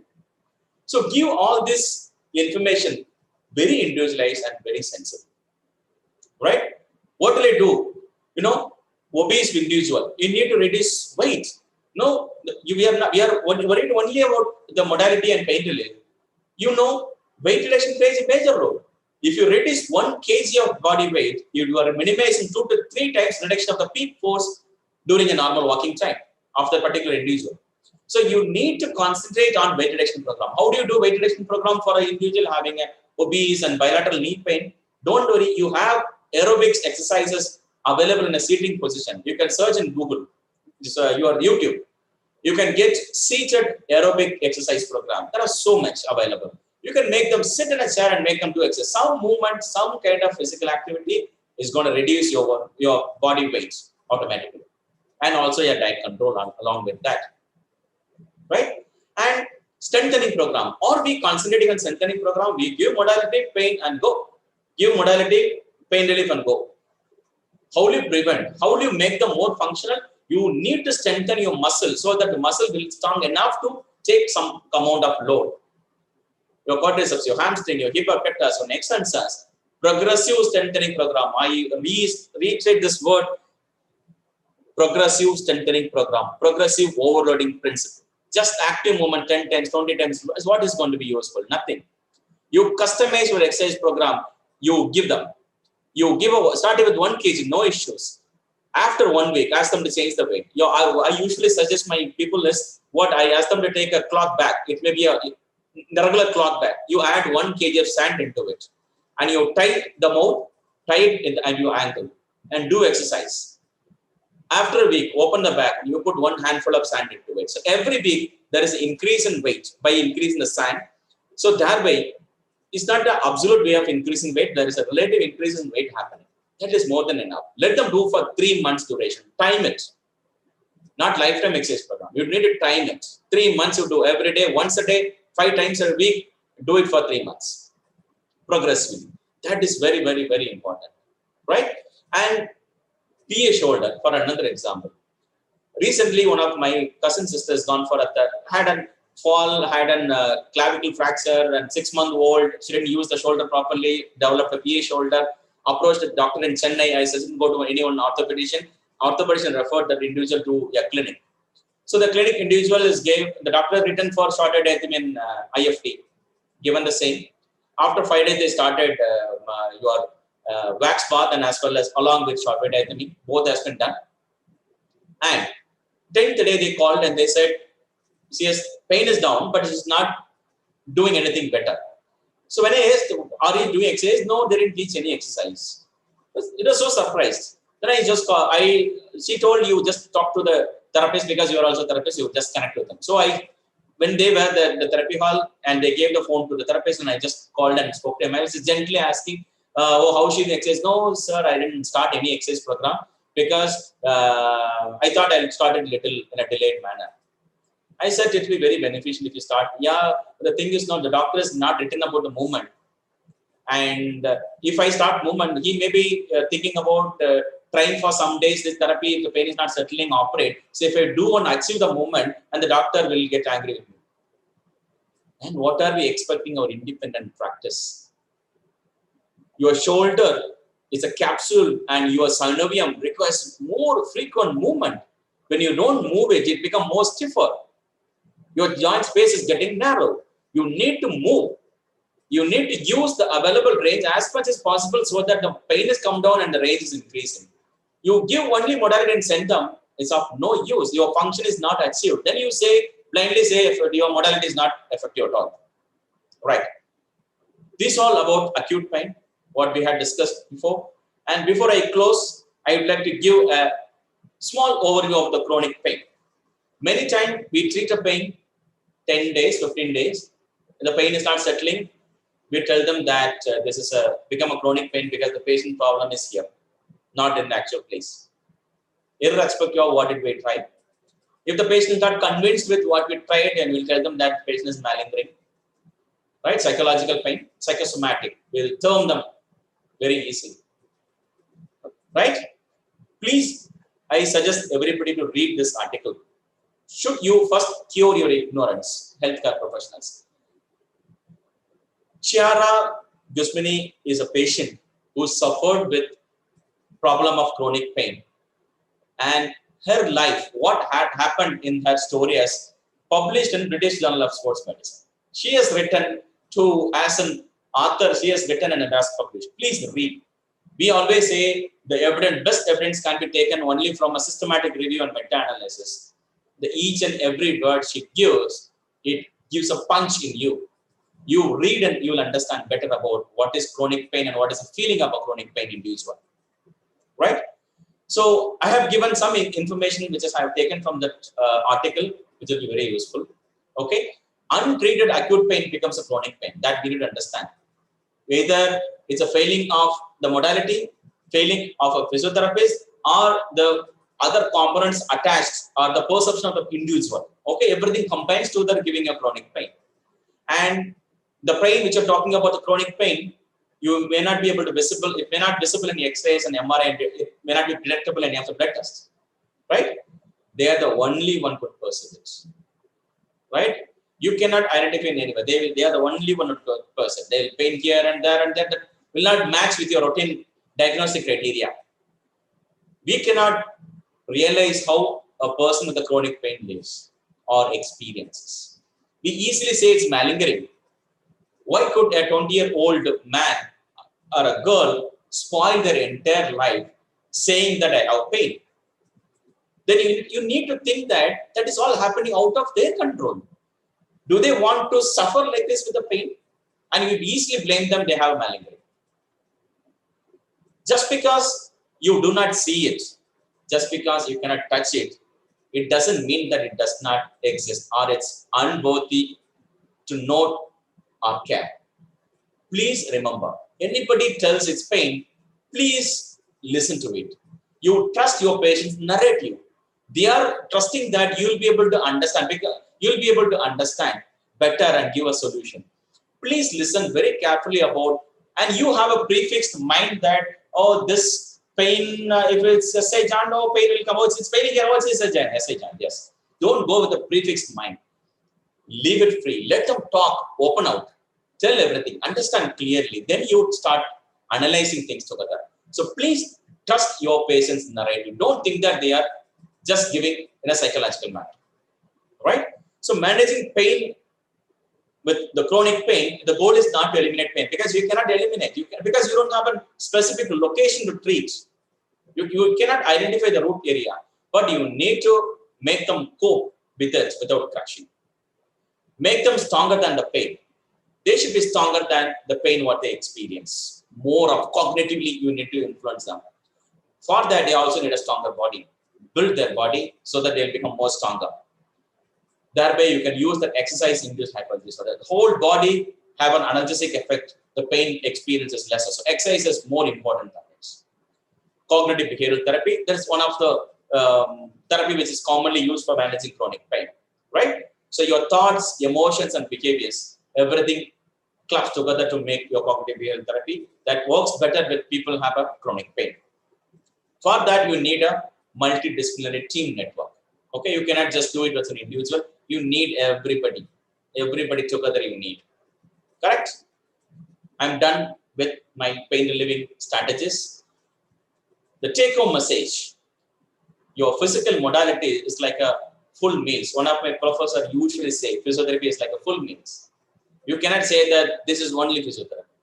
Like I'm using that example here, your modality is like a full meals. You have everything, your rasam, payasam, sambar, curd, your everything is there.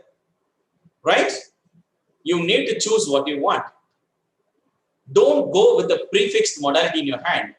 When somebody, the budding therapist, when they learn kinesia taping, they'll have the taping in their pocket all the time and look for people. Whoever comes to the pain, they'll see whether they'll fit into this taping. Should not be. You have plenty of modalities in hand, in your pockets.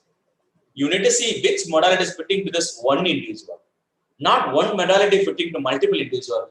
See multiple modalities, what will best suit for this individual, for this problem, for this given day.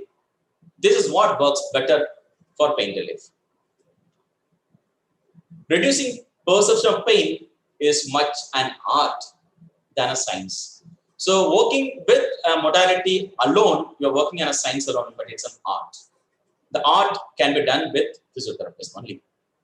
So modalities are not useful if you don't select the right modality and the right dose and the right method of application. Definitely modalities are not useful. Address all components of pain. So far we are thinking only physical component. Please address all the dimensions of pain to have a better relief. A sound knowledge of pain neurophysiology and physical agents are mandatory for pain relief program. And the goal of the treatment to encourage early pain-free movement, not pain relief alone. Pain is the dominating feature in that entire injury. Minimize that, make them move, get back to normal life. That is what is important.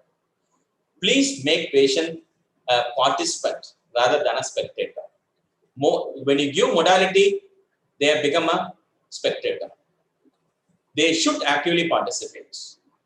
Either you move along with the tense or you make them move after the tense. Actively part. So the motor learning theory is active participation is mandatory. You cannot, nothing is happening on a passive. So you need to make them actively participate in this program and make them a participant rather than a spectator. Right? That's all I have. So the moderator can take over. So thank you so much. I don't know how much time I took.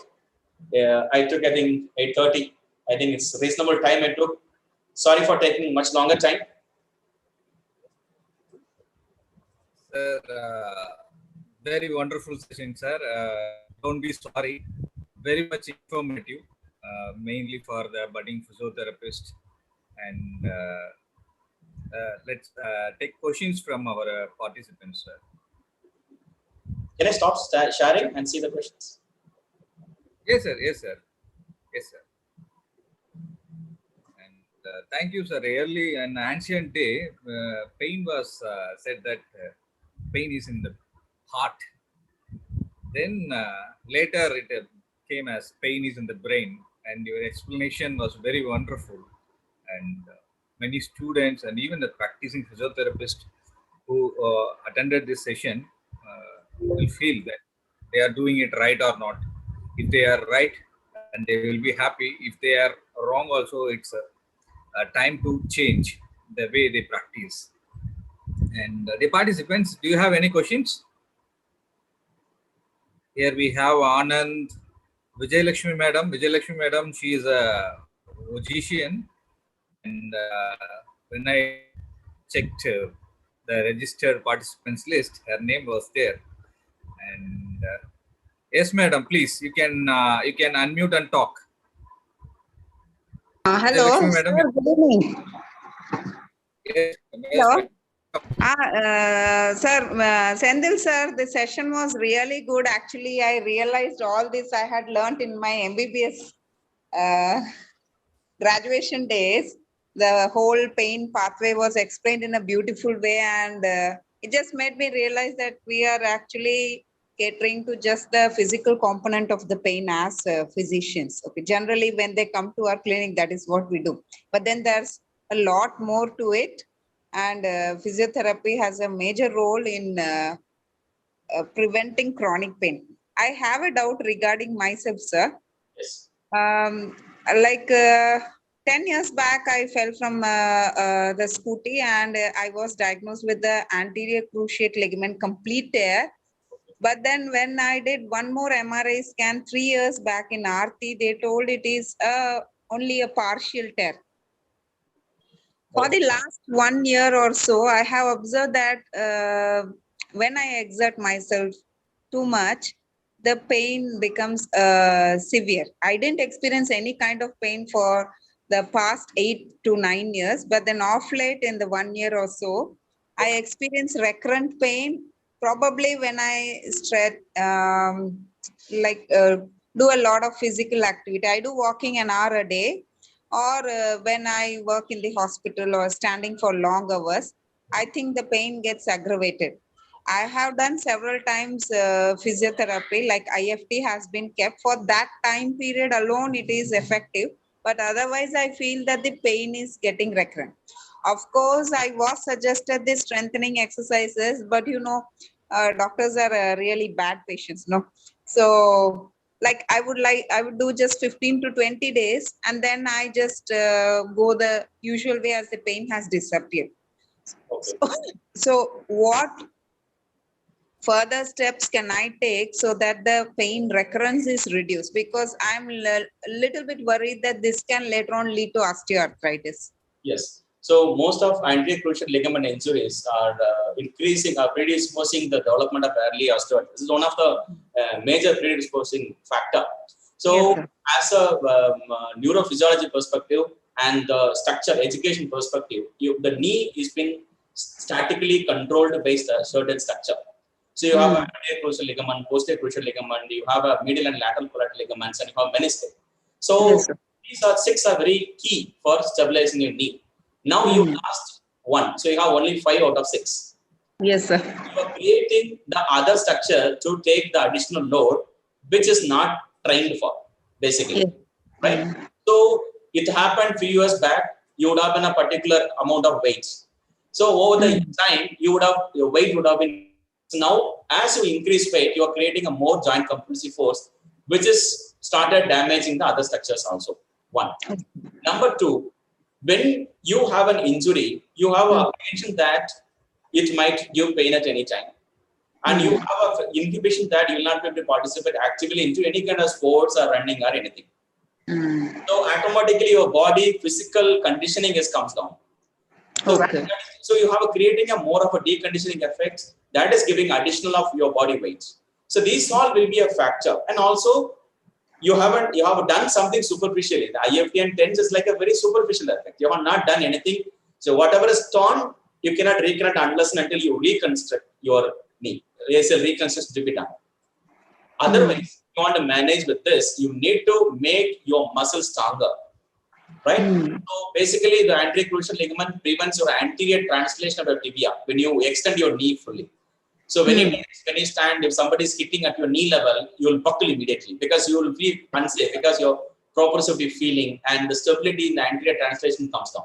So your muscle has to be solid enough.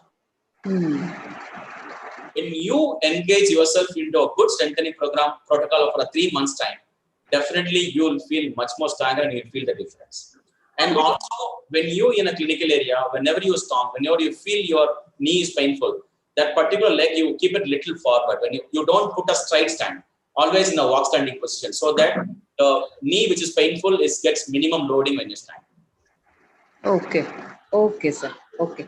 Thank you, sir. Thank you so much. Thank you, madam. Thank you for your patience. And it was a wonderful discussion regarding being a doctor and saying about your own complaints and getting the answer. It's wonderful for a physiotherapist also who listens to this. And we will move on to the next participant who is having any queries. Somebody message. Sanjit Gabriel. Good evening, sir. Am I audible? Yes, Sanjit, tell me. Good evening, sir. Thank you for the class, and it was like a revision class for us. And wanted to ask, sir, what do you think about short-wave diathermy? Like, can it be used, or still can it be used? Or because in certain places it's been told like we shouldn't use like short-wave diathermy as such. Correct. See, you cannot nullify the effect created by the short-wave diathermy, and you cannot deny the physiological benefits which the short-wave diathermy creates. So that is one of the deepest penetrating method which can be used for most of your joint, especially shoulder and knee and hip. Okay, these are the primary area which usually used to treating a joint issue, right? So what is the problem with short-wave diathermy is it has more danger externally. You have a person with a pregnant, you have a metal implant, right? So you have a metal is 2 meter, 3 meter away from the equipment, which is all is not a nice thing to have a shorter diaphragm. In our modern clinical setup, metal usage is inevitable. All the trolleys and beds and hydraulic planes, everything comes in metal. So using of this is minimizing or is giving more danger than a benefit. So ideal situation for short-wave diathermy is very difficult to get for application. But this heating is very intensive, is very useful for when you want to heat up your capsules, joint capsules. It's a fantastic method. You can give a short-wave diathermy for OAD, for a PA shoulder, all is fantastic method, still can be considered. There are certain studies which they have used for low back pain. They identified it's minimizing the water content in the disc when you use a continuous short-wave diathermy. That is a little doubtful. But other than that, you have a fantastic utilization of your short-wave diathermy. Your pulse short-wave diathermy is very useful for people with the bleeding, acute bleeding disorders. You have hemophilia, you can see it's very effective in minimizing improving the condition. So that is used even in CNC. You have hemophilia workouts where we use intensively this pulse short-wave diathermy that improve function fantastically. We can still use it, but you need to choose the right candidate for it. Thank you, sir. After so was able to have a class of yours. Thank you so much. Very glad to see you, Sanjit. Thank you, Sanjit. And we will move on to the next participant. Anybody having any doubts? There are some messages. Yes, Dr. Samira Parveen. If you have any doubts, unmute yourself and you can raise your questions, please. The next question is from Sharwani Shalunke. Sir, can you explain the effectiveness of laser? See, effectiveness of laser has been mainly used for the wound tissue healing now. Some of the soft tissue also has been, but most commonly used for tissue healing. And again, the problem is the cost of the equipment and the danger, the application methods. So you cannot apply directly to the eyes. Okay, you need to apply it very closed environment, very comfortable environment for the individual.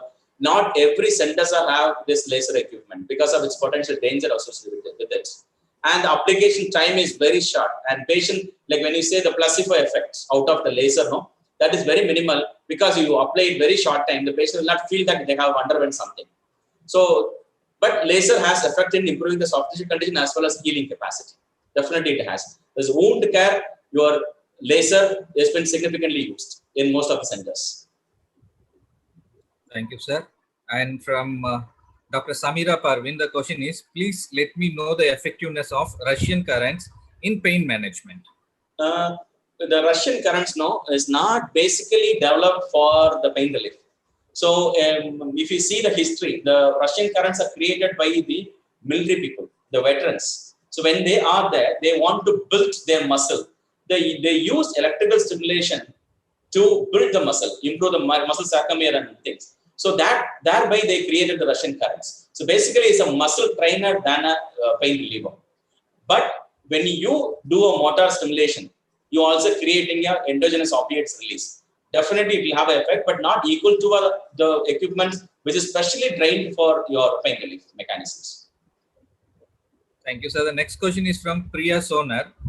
When a patient is suffering from early OA and the structures are not severely damaged, what can we as physiotherapists do to minimize the progression of the knee OA and also to heal the soft structures within the knee?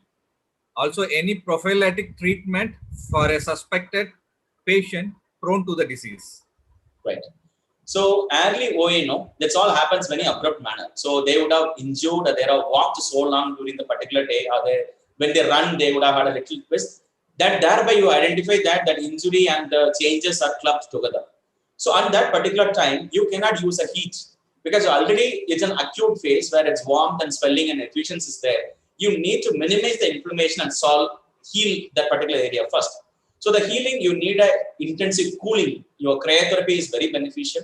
Once you heal and you have a problem inside the knee, you can use the pulse short-wave diathermy rather than a continuous short-wave diathermy. With a non-thermal effect you can use. You can even use ultrasound with a pulsed 1 centimeter square, 1 megahertz frequency you can use for the deeper penetration, non-pulsed to healing process to induce. But that healing happened that particular time. You need to prevent the re-injury and the increase in the occurrence of it. For that, the example which I gave, how they manage themselves, when the same example which I gave for the Dr. Vijayalakshmi. The same concept only we need to incorporate. They needed to minimize the activity which is going to give a high peak force to the knee. If they are going to do the high force activity, they need to train the muscles agility and the strength and the power to that extreme. So if you strengthen the muscle to the maximum and if you avoid the works which is going to damage the knee further, definitely you can keep this thing in control. Regarding the pain relief, the most commonly used pain relief is two. One is you have analgesics and you have NSAIDs, the non-steroidal anti-inflammatory drugs. These two are commonly used, but you remember everything is given for a short period of time for the short relief, pain relief. The long-term relief can happen only with exercise and strength and prevention of further damage. Thank you, sir. And the next question is from Rini Dhairyamani. Hello, sir. I hope you remember me. Yes. I'm practicing in a private clinical setting in Mumbai right now. And I wanted to know your opinion on frequency-specific microcurrents, which says, or the articles or the German-based technology says that it works on cell repair, thereby reducing the pain. So what is your opinion about frequency-specific microcurrents? Because since that is also physiotherapeutic modality. Yes. So all the latest equipments now, which is imported recently, which has all kind of currents, different, even the one which we not learned in your theory also gets. So if you take, so that has you have micro currents. Okay, microcurrents is a small intensity currents, right? Which is not a more of a sensory stimulation for the pain relief. Okay, this has been discussed that it's create more of a improving circulation, improving the tissue functioning capacity and enhance the tissue healing, right? Because it's microcurrent, not on a sensory level, not on the motor level, a little bit of micro stimulation is happening, but not on the entire muscle stimulation happens for the pain relief purpose. So this is found to be a little beneficial in maximizing the tissue healing, but I think it's not so much of evidence is available, not commonly practiced in all the clinical areas. Even in CMC, we don't use that very commonly because we have a common routine modalities are available. Though the program is available, is not very commonly explored unless until we do a project and see. It's very difficult to analyze the effect of it. Thank you, sir. Thank you so much. Hope the Rini is convinced. Yes, sir. Thank you. Thank you for joining with us. And we are having one more question, sir. From so many questions are there, and one is, what is placebo effect? Asked by bike riders. Somebody from YouTube, actually. Right. See, placebo is like you are giving to. You want to test for some equipment. For example, you have two patients. One patient you are giving laser. Okay, best example, you take laser, or you take what shall I say? Ultrasound only, pulsed ultrasound. Okay, the patient will not feel anything, right? When you give an ultrasound, pulse ultrasound, you will not feel anything. Maybe a continuous one, you have a thermal effect, but pulse, you will not feel anything. And you give two individual, one you give ultrasound for 3 days with a specified parameter, and another individual you just do only massage, don't give any parameter set. No intensity is raised. Okay, you keep only setting everything similar without increasing intensity. You apply another individual, you increase intensity with a normal procedure apply. After 5 days and 5 days of treatment, you get their pain status. This person also say, yes, I have improved, and another person also may say improved. The person who did not receive ultrasound. So he's thinking that he is undergoing some treatment. He trusts that this treatment will benefit me. That act of perception, the feeling, and you have your psychological factors. No, I told you the other components, not specifically related to the physical component. The other psychological and behavioral component plays a major role in creating a pain relief by creating an endogenous opiates release. So that called central biasing. Your past experience and your belief, everything's giving relief. So thereby the placebo effect is happening. It's one of the complementary relief. Thank you, sir. And the next question is from Agashni Rajendran. Can you suggest any modalities to treat pressure sore along with dressing for geriatric person? Sorry, can you repeat the question? Can you suggest any modalities to treat pressure sore along with dressing for a geriatric? Yes. So the currently established modality for wound healing is one is laser, the second one is ultraviolet radiation. So both has danger in applying it and the availability of your equipment. So if you have modality of ultraviolet radiation and if you have laser, that will be the best method. If you see in Ramaya University, Bangalore, they extensively use laser for wound healing. So that gives a fantastic effect. These two will be an ideal option for doing it.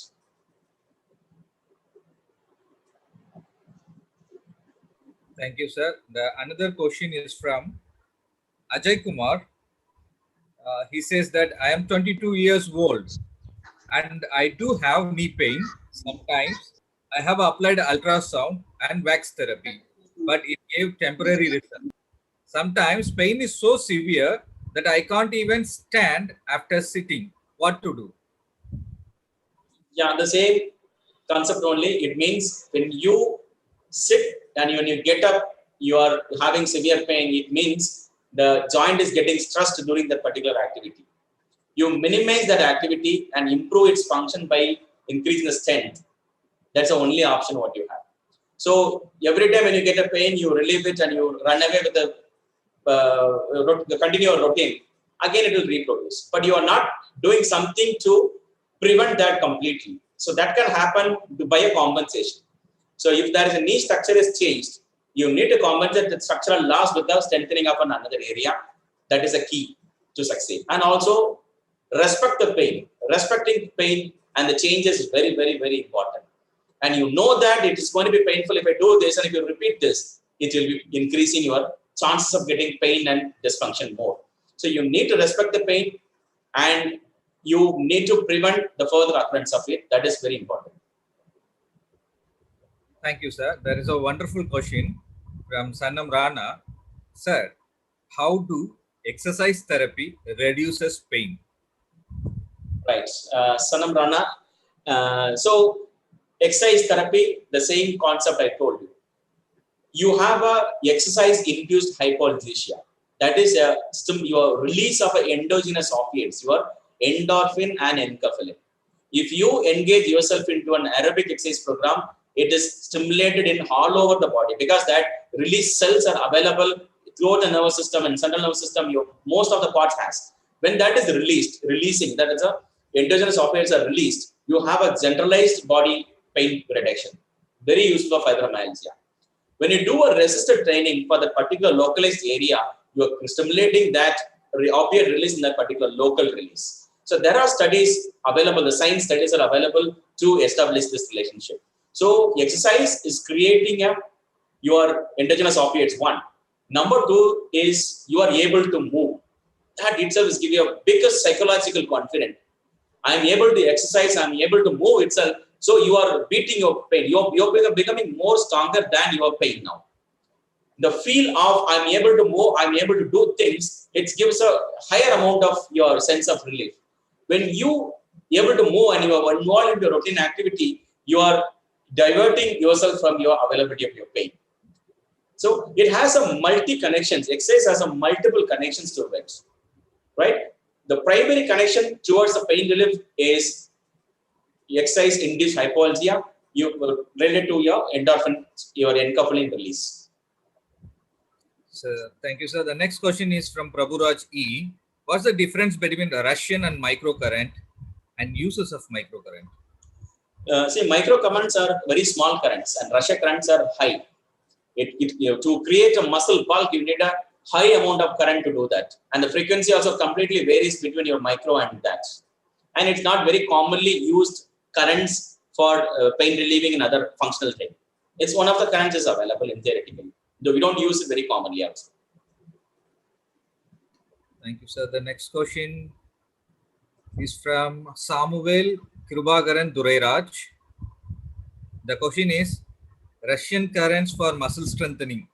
Can it be used to work on muscles inhibited due to pain? Yes, that is possible. That can be done. So it's almost mimic like a neuroelectrical muscle stimulation with like a kind of a Faraday current. The same method you can use it for a muscle training. That is possible.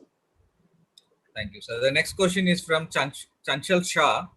Sir, how to deal with patients who approaches you with their diagnosis? According to them, for example, the patient is saying, I have a disc bulge.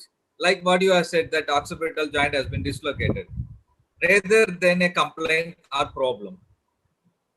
Definitely, we need to, when they say I have a disc bulge, that terminology would have been given by one of the therapists or one of the doctor, right? And that is not the end of their life. So they need to know that this bulge is a small problem, and they need to see what the movement is lost and what is the current pain what they're getting. So many will, I told you, many comes with their own very specific diagnosis. Either from a clinician they would have learned, or they would have read. They could search. The Google teacher will give you thousands of diagnoses. With that, they'll say that yes, it's matching with my symptom. I'm having this problem. Definitely, you need to listen what they're saying, and you have a skill of evaluating, identifying the problems, the critical evaluation of the individual, and identify the problem and explain them very clearly see whether it is matching with the pre-diagnosis what they have. If not, you explain them, tell them with the examples, tell them with explanation, and make them understand if what the diagnosis what they have is not present now. If it is the same, there is no harm in saying it. But rather than using a disc bulge, you can say that your vertebrae has small disc inside that is giving a cushion effect. Now, because you have done something, I had a fall or doing something, it's little out of the joint, but nothing to worry. It's not causing any problem. With exercise and with things, you will be able to get back to your original work. So that kind of assurance is more important than what kind of diagnosis they bring in. Thank you, sir. Thank you so much. And the next question is from Sharwani Salunke. Is it a good idea, sir, to invest in laser machine? Little doubtful. The utilization is very less, and you need to spend so much of time on money on investing it, and how will you recover? Meaning, you cannot charge 500,000 rupees from one individual for treatment for a very short period, and which can be done in a very short frequency. So, if you ask me, we have so much of modalities, hands-on modalities are available for pain relief.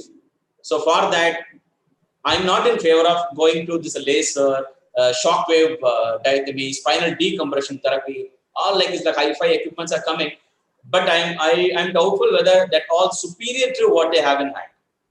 So investing so much and attracting money from patients, so much like shockwave diathermy, I heard that package 10,000 rupees package, shockwave therapy 5 sessions 10,000 rupees. So that would have been happened within 1,000 rupees. So that's what my point in that. Very good explanation, sir. And I request invest in time to read more. Right. And our hands. Yes, and hands-on techniques. So, and another question, appreciation from Canada, from Dr. Anand. Wonderful presentation, great refresher. Thanks to Senthil and Chandramohan. Anand, a registered physiotherapist from Canada, and there were more than 10 countries participants registered for this. And thanking to everyone there, those who are presented, registered, are listening to non-registered. Thank you for all. And next question is from Chanchal Shah. And on top of that, he is saying, I went to the orthopedic doctor and physio. It is not worthy, but still I want to consult with you to see your knowledge, how to approach these kind of patients. Wonderful question, sir. Before you answer, I would like to tell what same kind of thing what I have experienced. When the patient was having a shoulder pain, and I was telling that okay, you need a good exercise prescription, and we are going to do. And I also explaining what is his problem. I put diagram. Always I will put diagram and I explain. This is your shoulder, humerus, scapula, and all those things I explain. What clearly I will tell. And after listening to that, I said that no modalities has been needed. No electrical modalities is needed. Just simple exercises will do help you a lot, and no need to do it because we have a termination criteria for exercise. Just do this for 3 months or 4 months and you will be okay. And he said the doctor told to take a particular modality, but you are telling no need and you are telling me to do the exercise. Do you know much more than the orthopedician who referred for this kind of modality? I said, yes, of course, yes, because the orthopedician is not a physiotherapist. So I know more about it, how to teach the exercises and how to bring relief. So now we can take opportunities for Chanchal sir to answer this question. Still, I want to consult with you to see your knowledge, how to approach such kind of patients. Physiotherapist shopping is inevitable. When somebody have chronic pain, they'll come to me, they'll come to the next individual, they'll come to the next individual. That shopping is inevitable till they find a solution. It means the previous individuals not addressed all the components of the pain. That is one aspect. The second thing is, gaining patient confidence is the utmost priority of a physiotherapist as far as pain is concerned, as far as the rehabilitation is concerned. So you need to gain the trust and the confidence of, you have to win them, win the individual, win the patient, so that they'll trust you the most. And they have to believe that whatever you're going to say is going to make miracle in their life. And it may be, and you may give an exercise program, they will say that I have done all the exercises. The same as I did. Explore. Have they done in a manner it's supposed to be done? Many times we receive so many patients from North India, from Bihar, Jharkhand, and West Bengal. They all would have gone to multiple. Every physiotherapist must remember that everybody, whoever comes to you, you are not the first physiotherapist. They must have gone to multiple people. The first time they would have gone to their country or their state, then they will come to you only. So you need to analyze. The first one is, have you been to physiotherapy anytime? Are you doing any exercise? That will be my first question. Otherwise, if I start seeing any exercise, they'll say that it's already, I know this exercise I'm doing, it's not useful. I need to find out, tell me what all you are doing. What are your, perform, you show all the exercise program. I'll see, analyze, I'll make corrections. Oh, this is a problem. You are not doing it in this way. Back pain. They'll come with acute back pain and they'll do all these curl-ups and bedbug exercises. You are on an acute pain. Before minimizing the pain, without stabilizing your inner core muscles, doing an external core workout is further worsening the pain. Your concept itself is wrong. So I will stop them doing all this exercise and give them a moment of pain-free. With that pain, they'll do all curl-ups and active this and that. They'll do all kind of gymnastic programs they'll do with that pain itself. That has been trained further.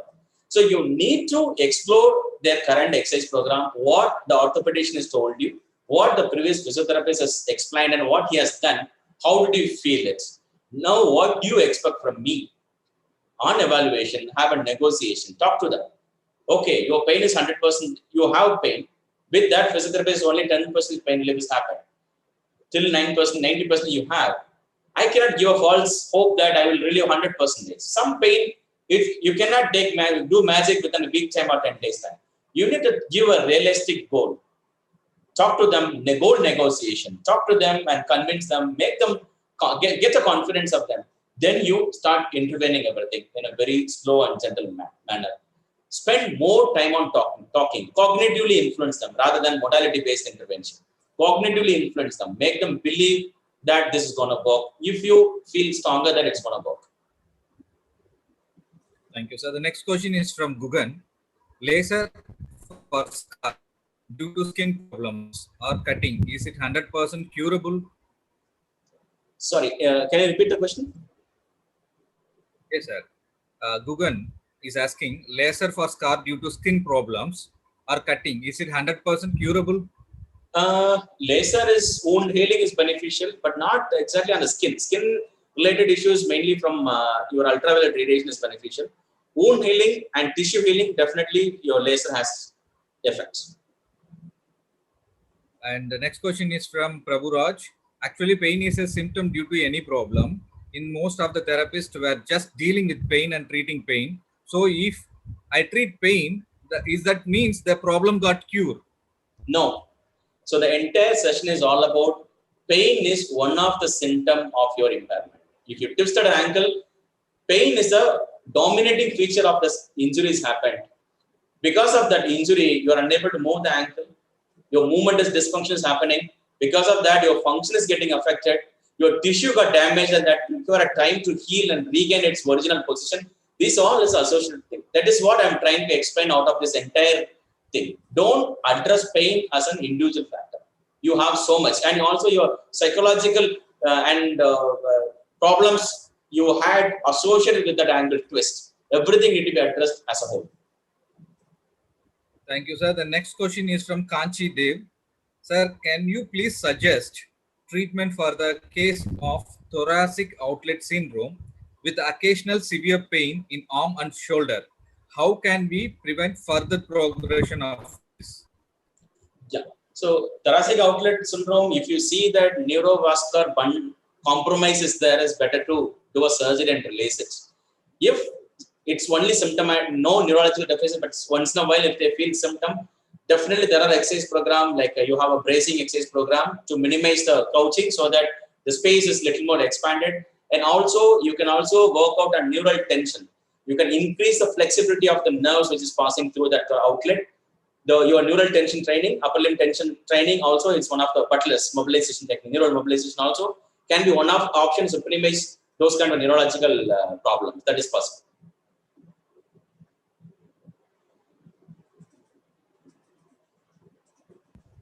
Thank you, sir. And the next question is from, so it's related to urinary incontinence. Okay. Okay, then. From Agasni Rajendran, younger age urinary incontinence, how could we treat? Right. Kegels is enough for the maintenance. Yeah. So there are various methods incontinence can be treated. So like when somebody have a leakage, it's not a pain-related problem, but still the question is raised. I would like to answer. So you need to have a strong pelvic floor strength to have a good continence. So if that pelvic floor is affected, definitely you need a pelvic floor training. So that is, if female, you have a pelvic floor strengthening program, easy way, is a perivaginal program, and is available to strengthen it. You can also find out the kind of force they create. You have a meter equipment to measure it and use as a training protocol also. For a male to have incontinent issue, you also need to train. For that, we have a biofeedback, EMG biofeedback methods. There are equipments that are available where you have electrode which can be inserted into the anus, and you squeeze your sphincter. Thereby, you are creating a simultaneous pressure in your sphincter that will get trained. So that way, you can also create a strengthening program and make it. And also, you have like those innervations are almost closer to your foot muscle innervation. Those carries the same fibers. So strengthening of those component also responsible for S3, S2. Those strengthening program also have little effect on your sphincter control improvement. And otherwise, if there is a timely voiding program, fluid management program, all those available to manage this incontinent issues. Thank you, sir. The next question is from Harshavardhan. How to treat bedwetting? It's not related to our topic now. Yeah, so I can also, maybe I can answer. So bedwetting happens when you load with fluid, right? So you have a timed voiding. Every 4 hours, you will urinate, for example. So if you are having bedwetting, the best way to avoid it, you have your early dinner, have your drink early, and before you go for bed, you urinate. Your mixation has happened before you sleep. So that you need to get up in the midnight, or you need to bedwet in that particular period of time, because there will not be availability of fluid to come out. So that's the best way to manage this kind of bedwetting issues. Thank you, sir. Thank you for taking this question. And the next question from Aditya Singh. Benefits of functional electric stimulation. Is it same as stimulation to strengthen the muscles? Give your opinion, please. See, stimulation alone cannot strengthen. As I told you, when you give just stimulation, you cannot expect muscle to strengthen, because the patient is going to be a passive, just a spectator. you stimulate and make the muscle move. That is called functional electrical stimulation. Electrical stimulation and functional electrical stimulation almost carry the same physical property. Just that this stimulation has little more higher intensity, where you create a mass muscle movement. When you have a mass electrode placed on the muscle and do it, you do along with your movement. For example, you can use for a dorsiflexor muscle when you, in case of a foot drop. So when you want to strike your heel, when you activate the muscle, the dorsiflexion goes, the electrical stimulation take the muscle, so your heel is striking. You have a controlled descending of your foot, no slapping is happening. So these things, your movement only will strengthen the muscle. Electrical stimulation as a passive application definitely is not going to be useful. So FES can be used along with the movement so that you are creating a effort in moving it. That way you can create some additional muscle strength. But pure electrical stimulation, just it maintains your contractional muscle properties, not increase the strength as such. Thank you, sir. The next question is from Ajay Kumar. How hydrotherapy is helpful in pain relief? Right. So hydrotherapy useful for a whole body pain relief program where you engage yourself on the completely whole body exercise can be considered exercise program, or you can use a warm water hydrotherapy so that you create a heating vasodilation. That way you can create a pain relief, increasing blood circulation, and that concept you can work on. If you want a specific location for the distal extremity, like you have a whirlpool therapy and hot water tank, you can even use same. You do, like if for example, if you take a hot water tank, when you want a whirlpool therapy, you can circulate the water. So there, it's assisting you to move. When you use a warm water, the warm water is keeping the pain under control. Because the pain is in control, you can make movement. So it's helping you to move by minimizing the pain. So that's the one concept you can use it with the application of hydrotherapy. Thank you, sir. The next question is from Samuel Gribagaran Duriraj.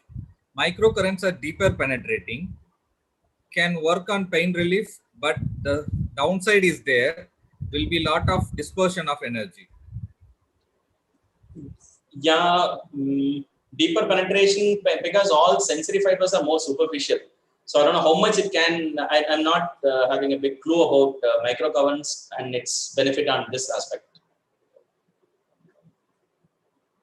Okay. The next question is from Kritika. Sir, your opinion about long wave and shock wave therapy in pain relief, evidence based. Your opinion. Yeah, so opinion. That's why we are not very sure how the long wave protocol has been used by the clinician, how the studies use this long wave and short wave, whether they applied a proper methodological parameters, whether they incorporated the actual physical properties, the way that it was created, we are doubtful. So clinically, we have seen short waves being beneficial for people with PA shoulder and ONE to some extent, controlling the pain, not improving function. I'm again saying, this will only control pain, and it's our responsibility to get the function back. So in that way, clinically, I can say something, but evidence-wise, it is lacking. There is not much of evidence promoting the use of your short wave and long wave. Thank you, sir. The next question is from Sherin Joy.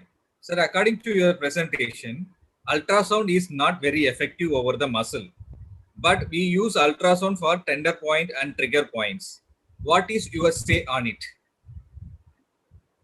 It's not very useful, basically, because the properties, the tissue which is required to absorb ultrasonic energy and create effects, it's not mean that muscle cannot respond 100%. I'm saying the benefits are better received by the high collagen content structure. Muscle not having a high collagen content, it cannot absorb so much of heat, it cannot absorb so much of energy created by ultrasonic waves, and it cannot, when the absorption is not happening, you cannot create an effect. It's mandatory. So muscle will not absorb all the ultrasonic waves. So it cannot create much effects. You can try other methods to solve this. A simple hold and relax can be beneficial. A trigger point vascular ischemic compressions will be beneficial to relieving pain. Again, you need to train the movement. That is what is important. So the next question is from Vale. Wonderful presentation. It was like a full meal. Acute pain and swelling, which is beneficial, icing or cryokinetics or warmth? definitely not warmth. Cryotherapy may be first day, cryokinetics may be slowly introduced. The day one movement will further accelerate the inflammation process. You can give cryo and protect for some time.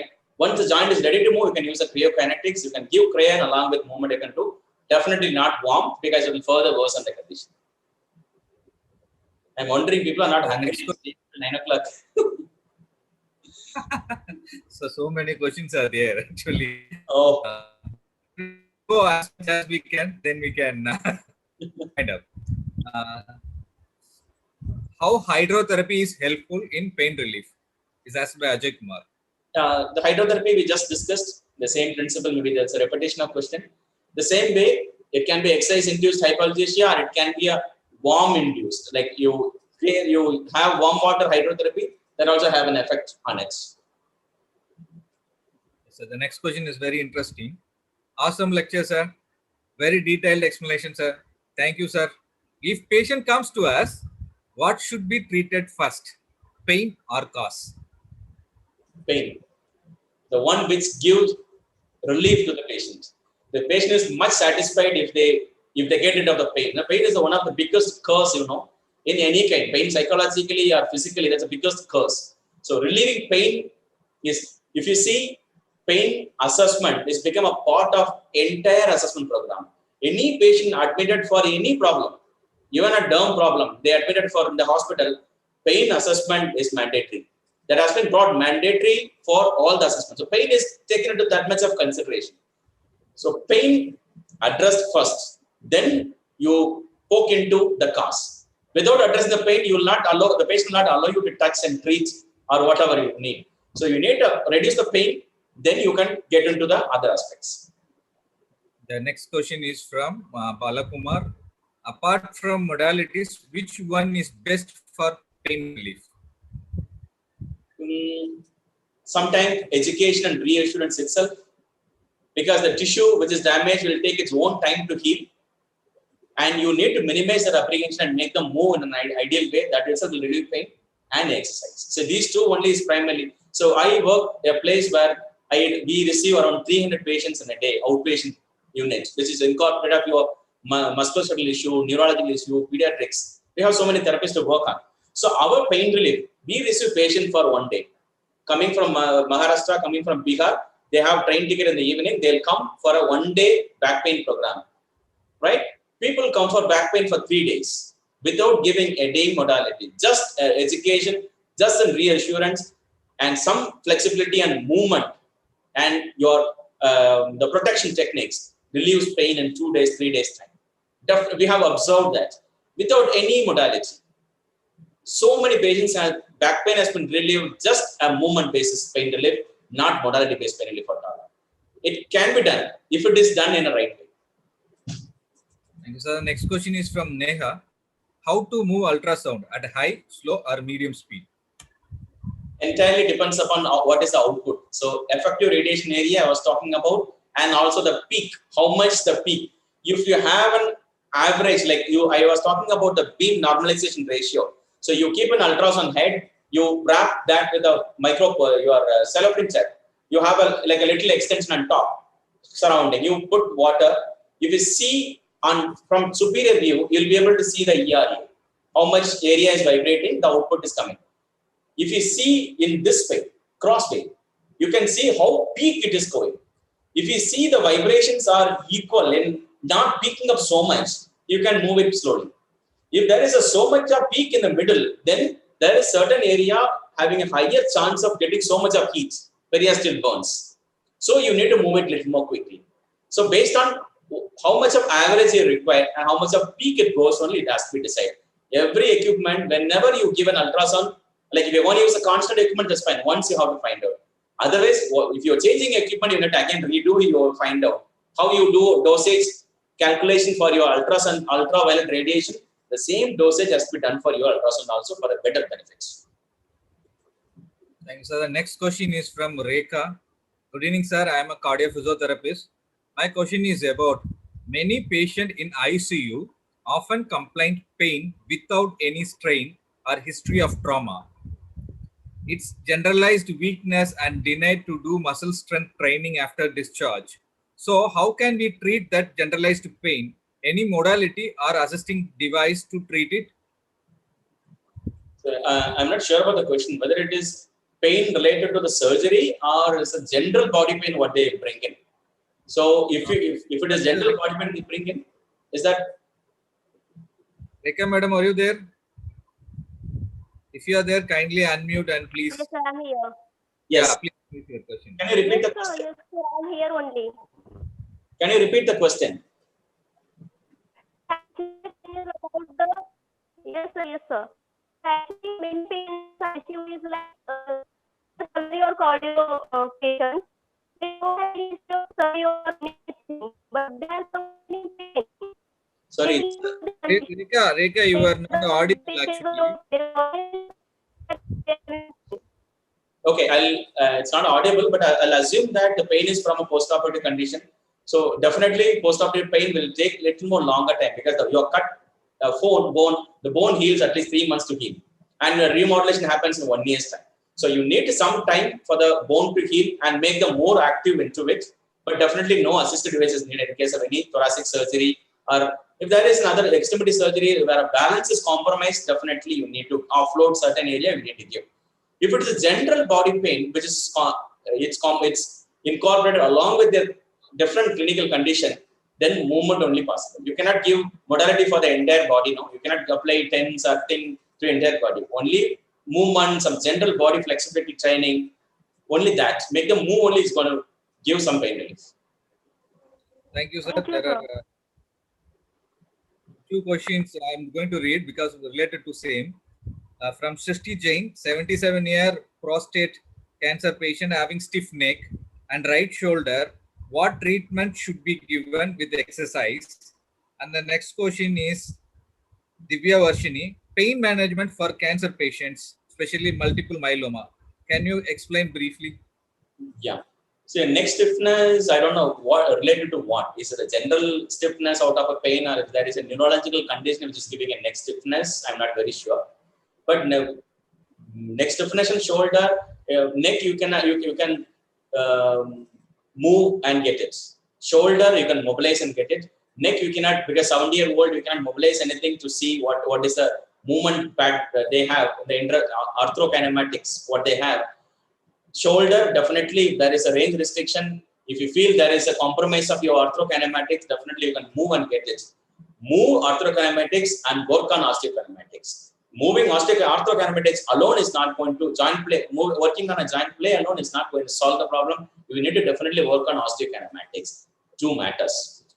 Related to multiple myeloma cancer patients, see the problem is widespread, and you have pain directly out of the problem they have and out of the general body deconditioning they have. So application of modality, not every modality can be applied for people with cancer problem. So most commonly what we practice, we have oncology patients coming out for pain. We work more on aerobic, a submaximal program which will be given to them that will have a generalized body toning up effect, general body well-being. So that is what the model what we are practicing right now. Thank you, sir. The next question again from two persons, same kind of thing.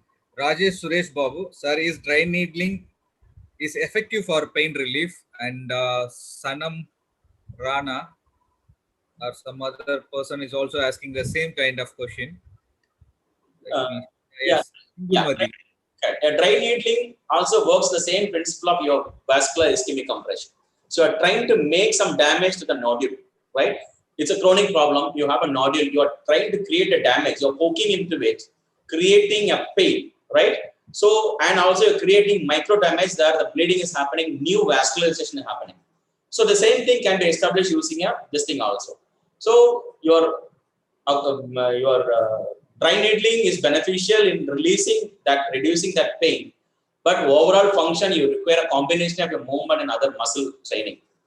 And another problem, you need a trained people to do your dry needling one. Second thing is the chances of your it's an invasive procedure where you are penetrating inside if you are not testing patients' current infection, or any blood-borne thing or other things, it's very little concern.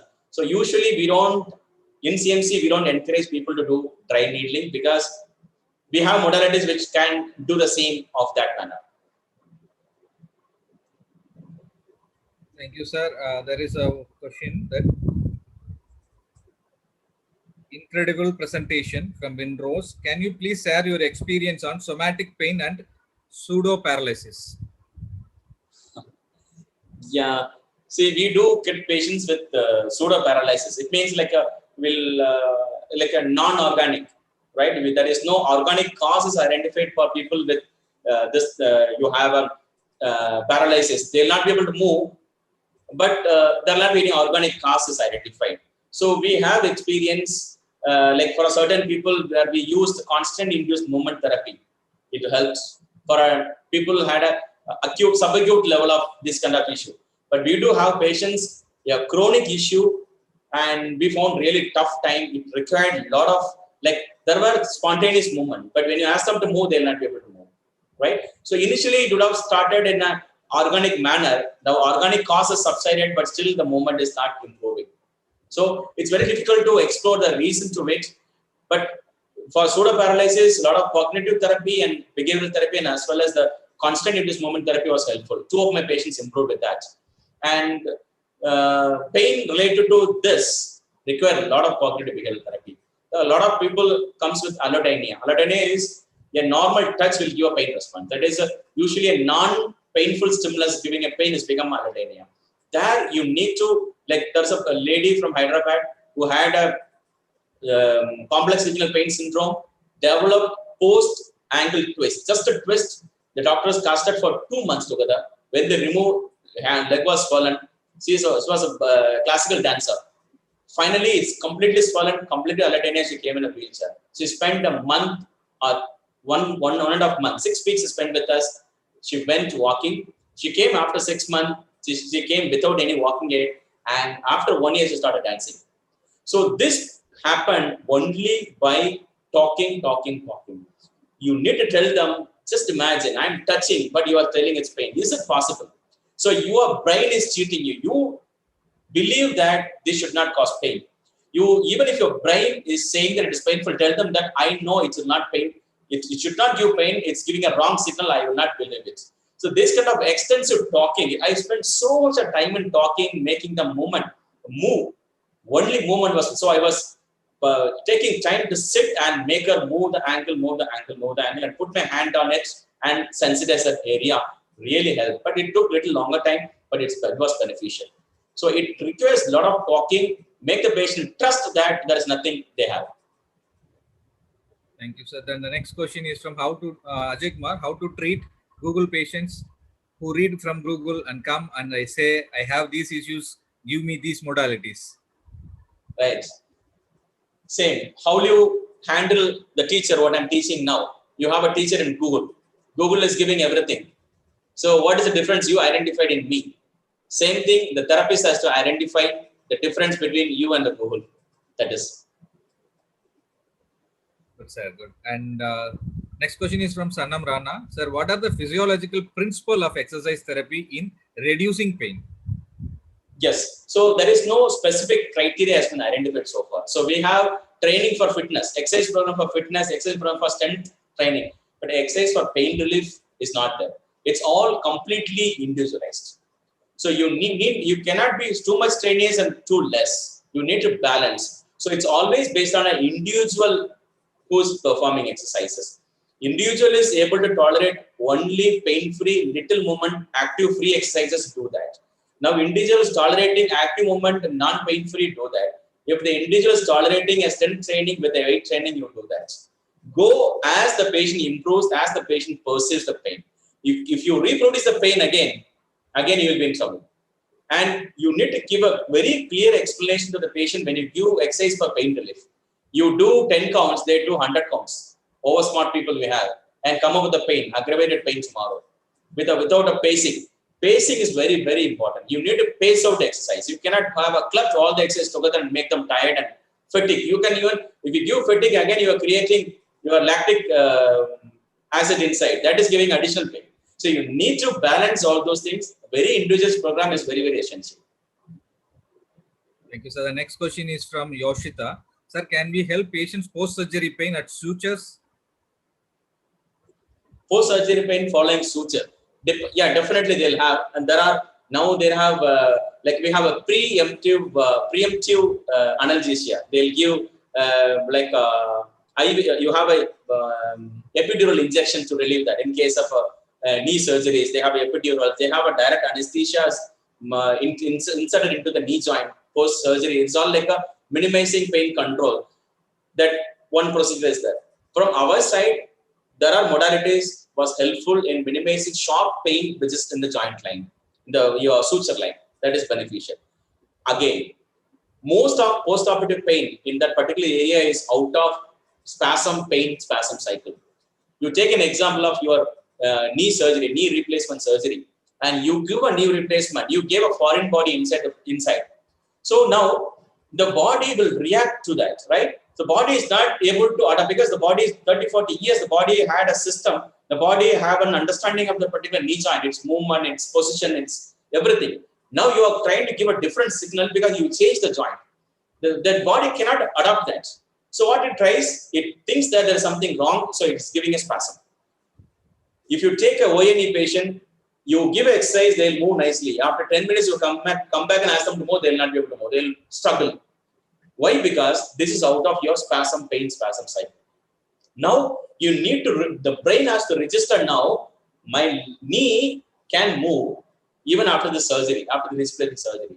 That registration requires plenty of engrams. We say no, 10,000 repetitions, 1 engram.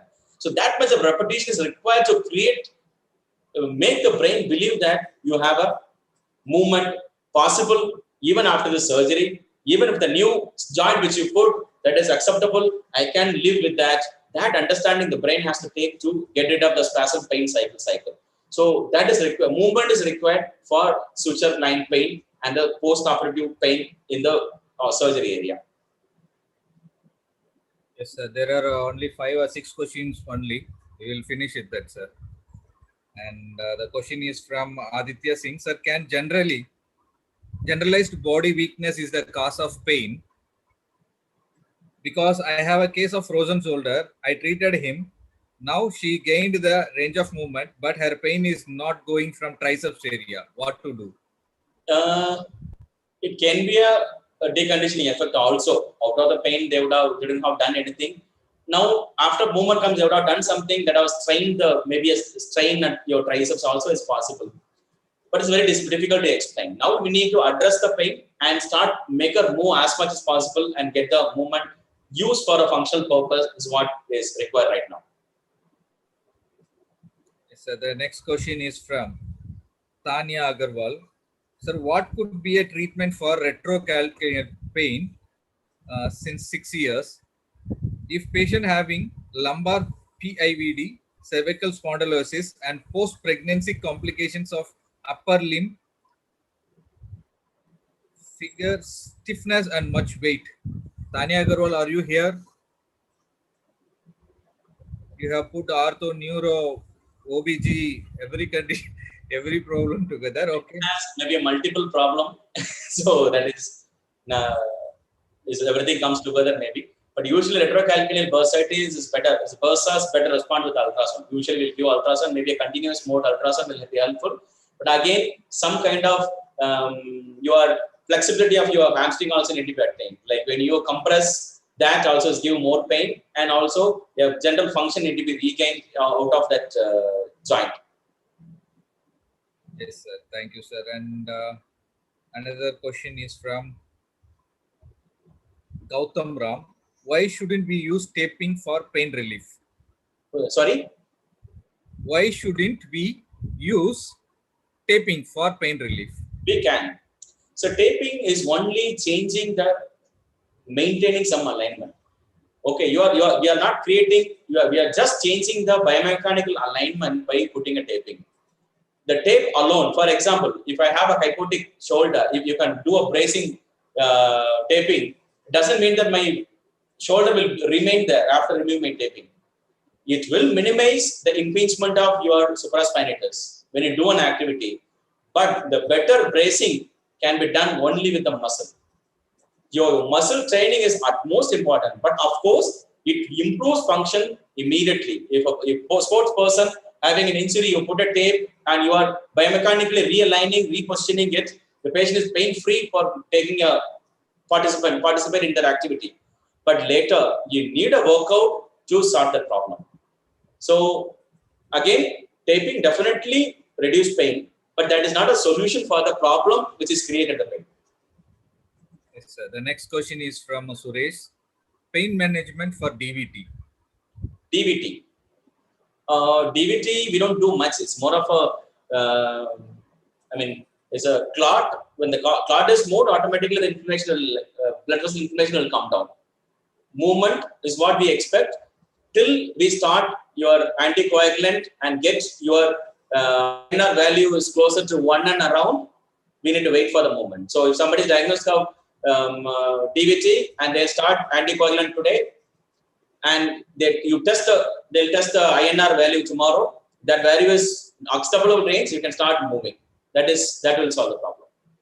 Yes, sir. Next question is from Divya Varshini. Sir, mastectomy patient feels pin prick sensation over the biceps, especially medial head. Sir, what is the management for that? We need to find the source, whether it is a neurogenic pricking pain, the pattern, whether it is a very local area is painful. If it is local area is painful, definitely we need to work out with some, maybe a heating modality, which will be beneficial. If it is a neuropathic issue, then you can use TENS with a burst mode, which will be beneficial. Or you can find out whether it is a pain is referred from an area which is superior to that. So that also need to be explored. Thank you, sir. One final question, but two persons having same thought. So I'm reading it from Mohan Gandhi. What advice you want to give for the young physios about physical assessment before starting? And the next question is from Ajay Kumar. Sir, can we prefix doctor? Yes. So what's your opinion? Right. I'll answer first question. I think Mohan Gandhi sir, that is my professor, which was talking about the full maze story. I think he is the one. I couldn't see this here. So assessment is mandatory for any treatment program. Without assessing, you will not know what is happening with the individual. Assessment and differentially diagnose, bring out your problem, then you design your intervention program. So many times when I teach the students, I tell you, don't go with the exercise program to the patient. Patient with the cerebral palsy, you already have a prefixed idea. Patient will do bridging, I'll do stretching. Just because there's CP, I'll do bridging, I'll do stretching. What that particular individual having a problem, what need to be addressed, what should be achieved can be in a little shorter time. It should be very much goal oriented. So smart goal setting is very, very smart, specific, measurable, attainable, reasonable, and time bound. That smart goal setting is very important. If you need to set smart goal setting, you definitely need a physical evaluation. That is very, very mandatory. The concept of physical evaluation not only coming down in physiotherapy, even a medicine field, the hands-on evaluation is falling down significantly. Whoever walks in, go for X-ray, go for MRI, go for blood test and come back to me. See everything is normal, no problem. That I should have done it by the physical evaluation itself. Unless and until I find a red flag, I don't need to refer them to an investigation. So you don't need to send them if there is a red flag is identified. So physical evaluation is a mandatory for any exercise program, and documentation of progression is mandatory. So smart goal setting is very, very essential. So I suggest everyone to spend time on evaluation at the first time. Identify problem, then your route is very clear for what you need to do it. Second thing is prefixing doctor. So the same discussion I have with many times with Selvin also. I am proud to say that I am a physiotherapist. That doctor is not going to add any additional benefit to me. My patient will know who am I and what I am capable of.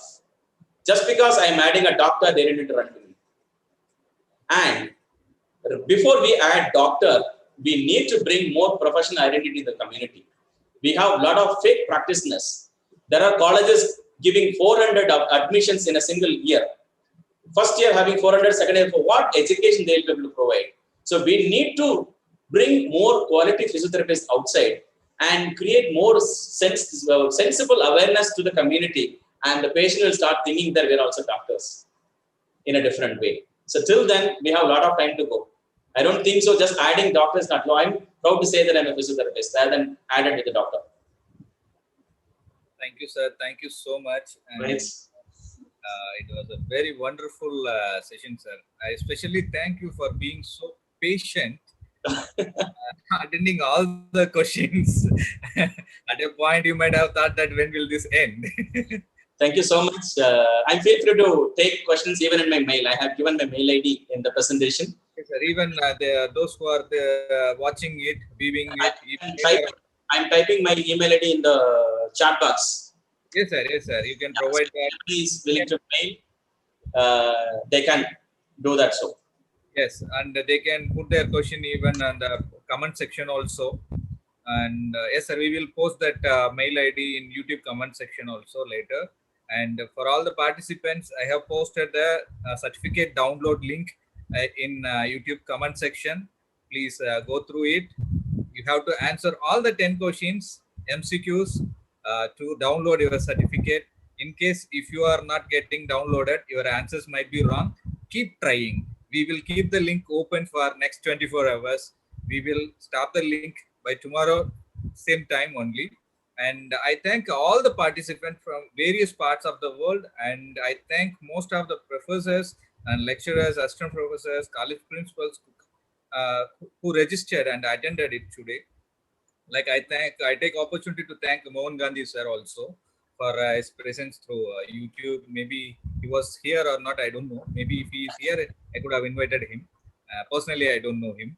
And but he was my professor, so I personally asked him to come for a session and give me a critical feedback,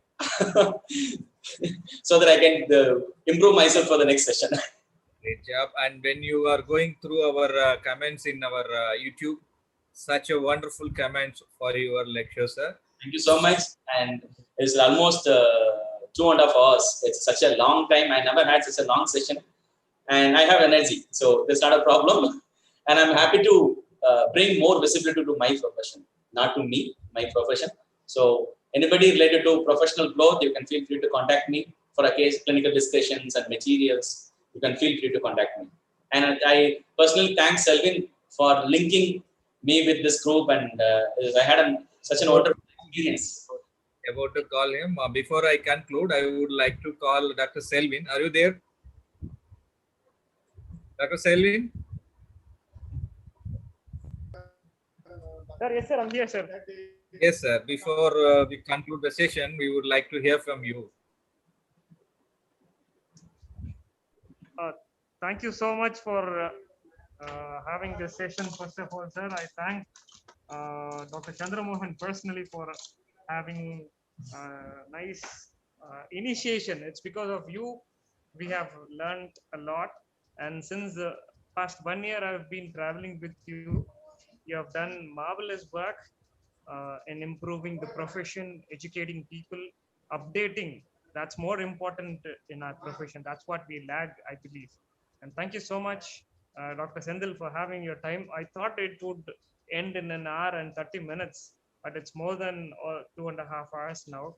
We have had beautiful questions. The session was really awesome. Thank you, Senthil, for taking so much of time for us. And I personally thank the ExRx team for making this wonderful effort.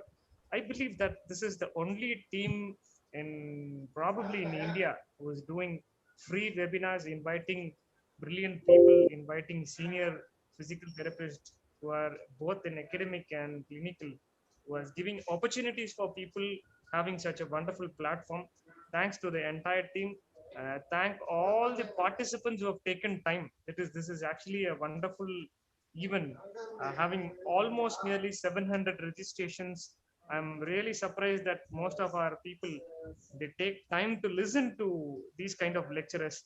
This was one very important topic where Dr. Senthil and me were discussing. We have been discussing about this for almost years together, that we'll have to inform people about the pain, understanding pain, and especially about the dosimetry. Whenever I was working in CMC, Senthil sir was always my very good friend, my guide, my well-wisher. He keeps telling me, I was a student under him also while doing my PG. Then he keeps telling me about the dosimetry. It is not the same amount of exercise or same type of exercise which we give for two different patients who has the same complaint. So that's a very, very important point. Thank you, Senthil sir, for taking a wonderful session.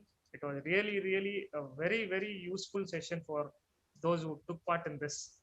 Thanks once again to the ExRx team, especially to Dr. Chandra Mohan for having such a wonderful initiation. I would like to emphasize on one thing. I would like to record one thing here. Dr. Chandra Mohan, since a year, he has taken a lot of effort to create this ExRx team, to create this website, to organize such webinars. Nobody does anything for free, of course, but Dr. Chandra Mohan has been doing uh, an enormous work, charging nothing for these kinds of webinars. And I should appreciate all the resource people also who are taking so much of effort for our profession. And I personally do know that Dr. Chandra Mohan has spent lot of time and money. I believe somewhere he has spent somewhere near 2 to 3 lakhs out of his pocket to create these webinars, websites, organizing Zoom meetings and things and all. Thanks to Rupesh, thanks to Duna madam also. I believe everybody would have enjoyed this session. You Hopefully, spoke my we mind. would You didn't have give few me other anything sessions for in the conclude. future. Thank you so much, Dr. Selvin James, for suggesting me to Thank you approach so much, sir. Thank you Velkumar so sir. much. And I take opportunity to thank Senthil Velkumar sir for this wonderful session. And apart from those expenditures, apart from those hard work, if the physiotherapists learn, and personally, what I feel is 95% of physiotherapists does not practice physiotherapy. So it has to be improved. Somewhere we should start. We should start learning thoroughly, and somewhere we should start practicing physiotherapy. So that's how I thought we have to start from somewhere, and that's a initiation. This is an initiation, and there will be a lot of webinars happening. I don't know whether it is free or paid. It doesn't matter. Instead of investing on a machine, you can invest on a webinar. You can invest on a workshop. There you can learn a lot. It doesn't matter. So somewhere you can invest your time, invest your money. So the thing is, you should learn, and this platform is for mainly to get your doubts clarified. That's why the lecture session was 1 hour, the doubt session was 1.5 hours. So that is the motto, that somewhere from Bangladesh or from Malaysia, from South Africa, from Australia, if you have a doubt, you may not know that to whom I can clarify it. In case if you have such kind of webinars happening, you can come and attend the session and you can get clarified. And I feel happy for helping our young physiotherapists and also practicing physiotherapists. I'm a 1% helpful for their practice. That's it. That gives happiness. And Senthil Velkumar sir, would you like to take a minute to say anything? No, thank you so much for patient listening. There are few people staying here for 3 hours and this skipping their dinner and skipping their household work, and they're staying here. I'm very happy that they're willing to listen to me. That is a great honor and blessing for me.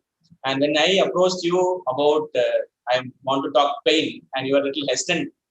We already had 2 sessions, and it may not be nice. Then I spoke to Selin. He said, "You do it. I know what will you talk.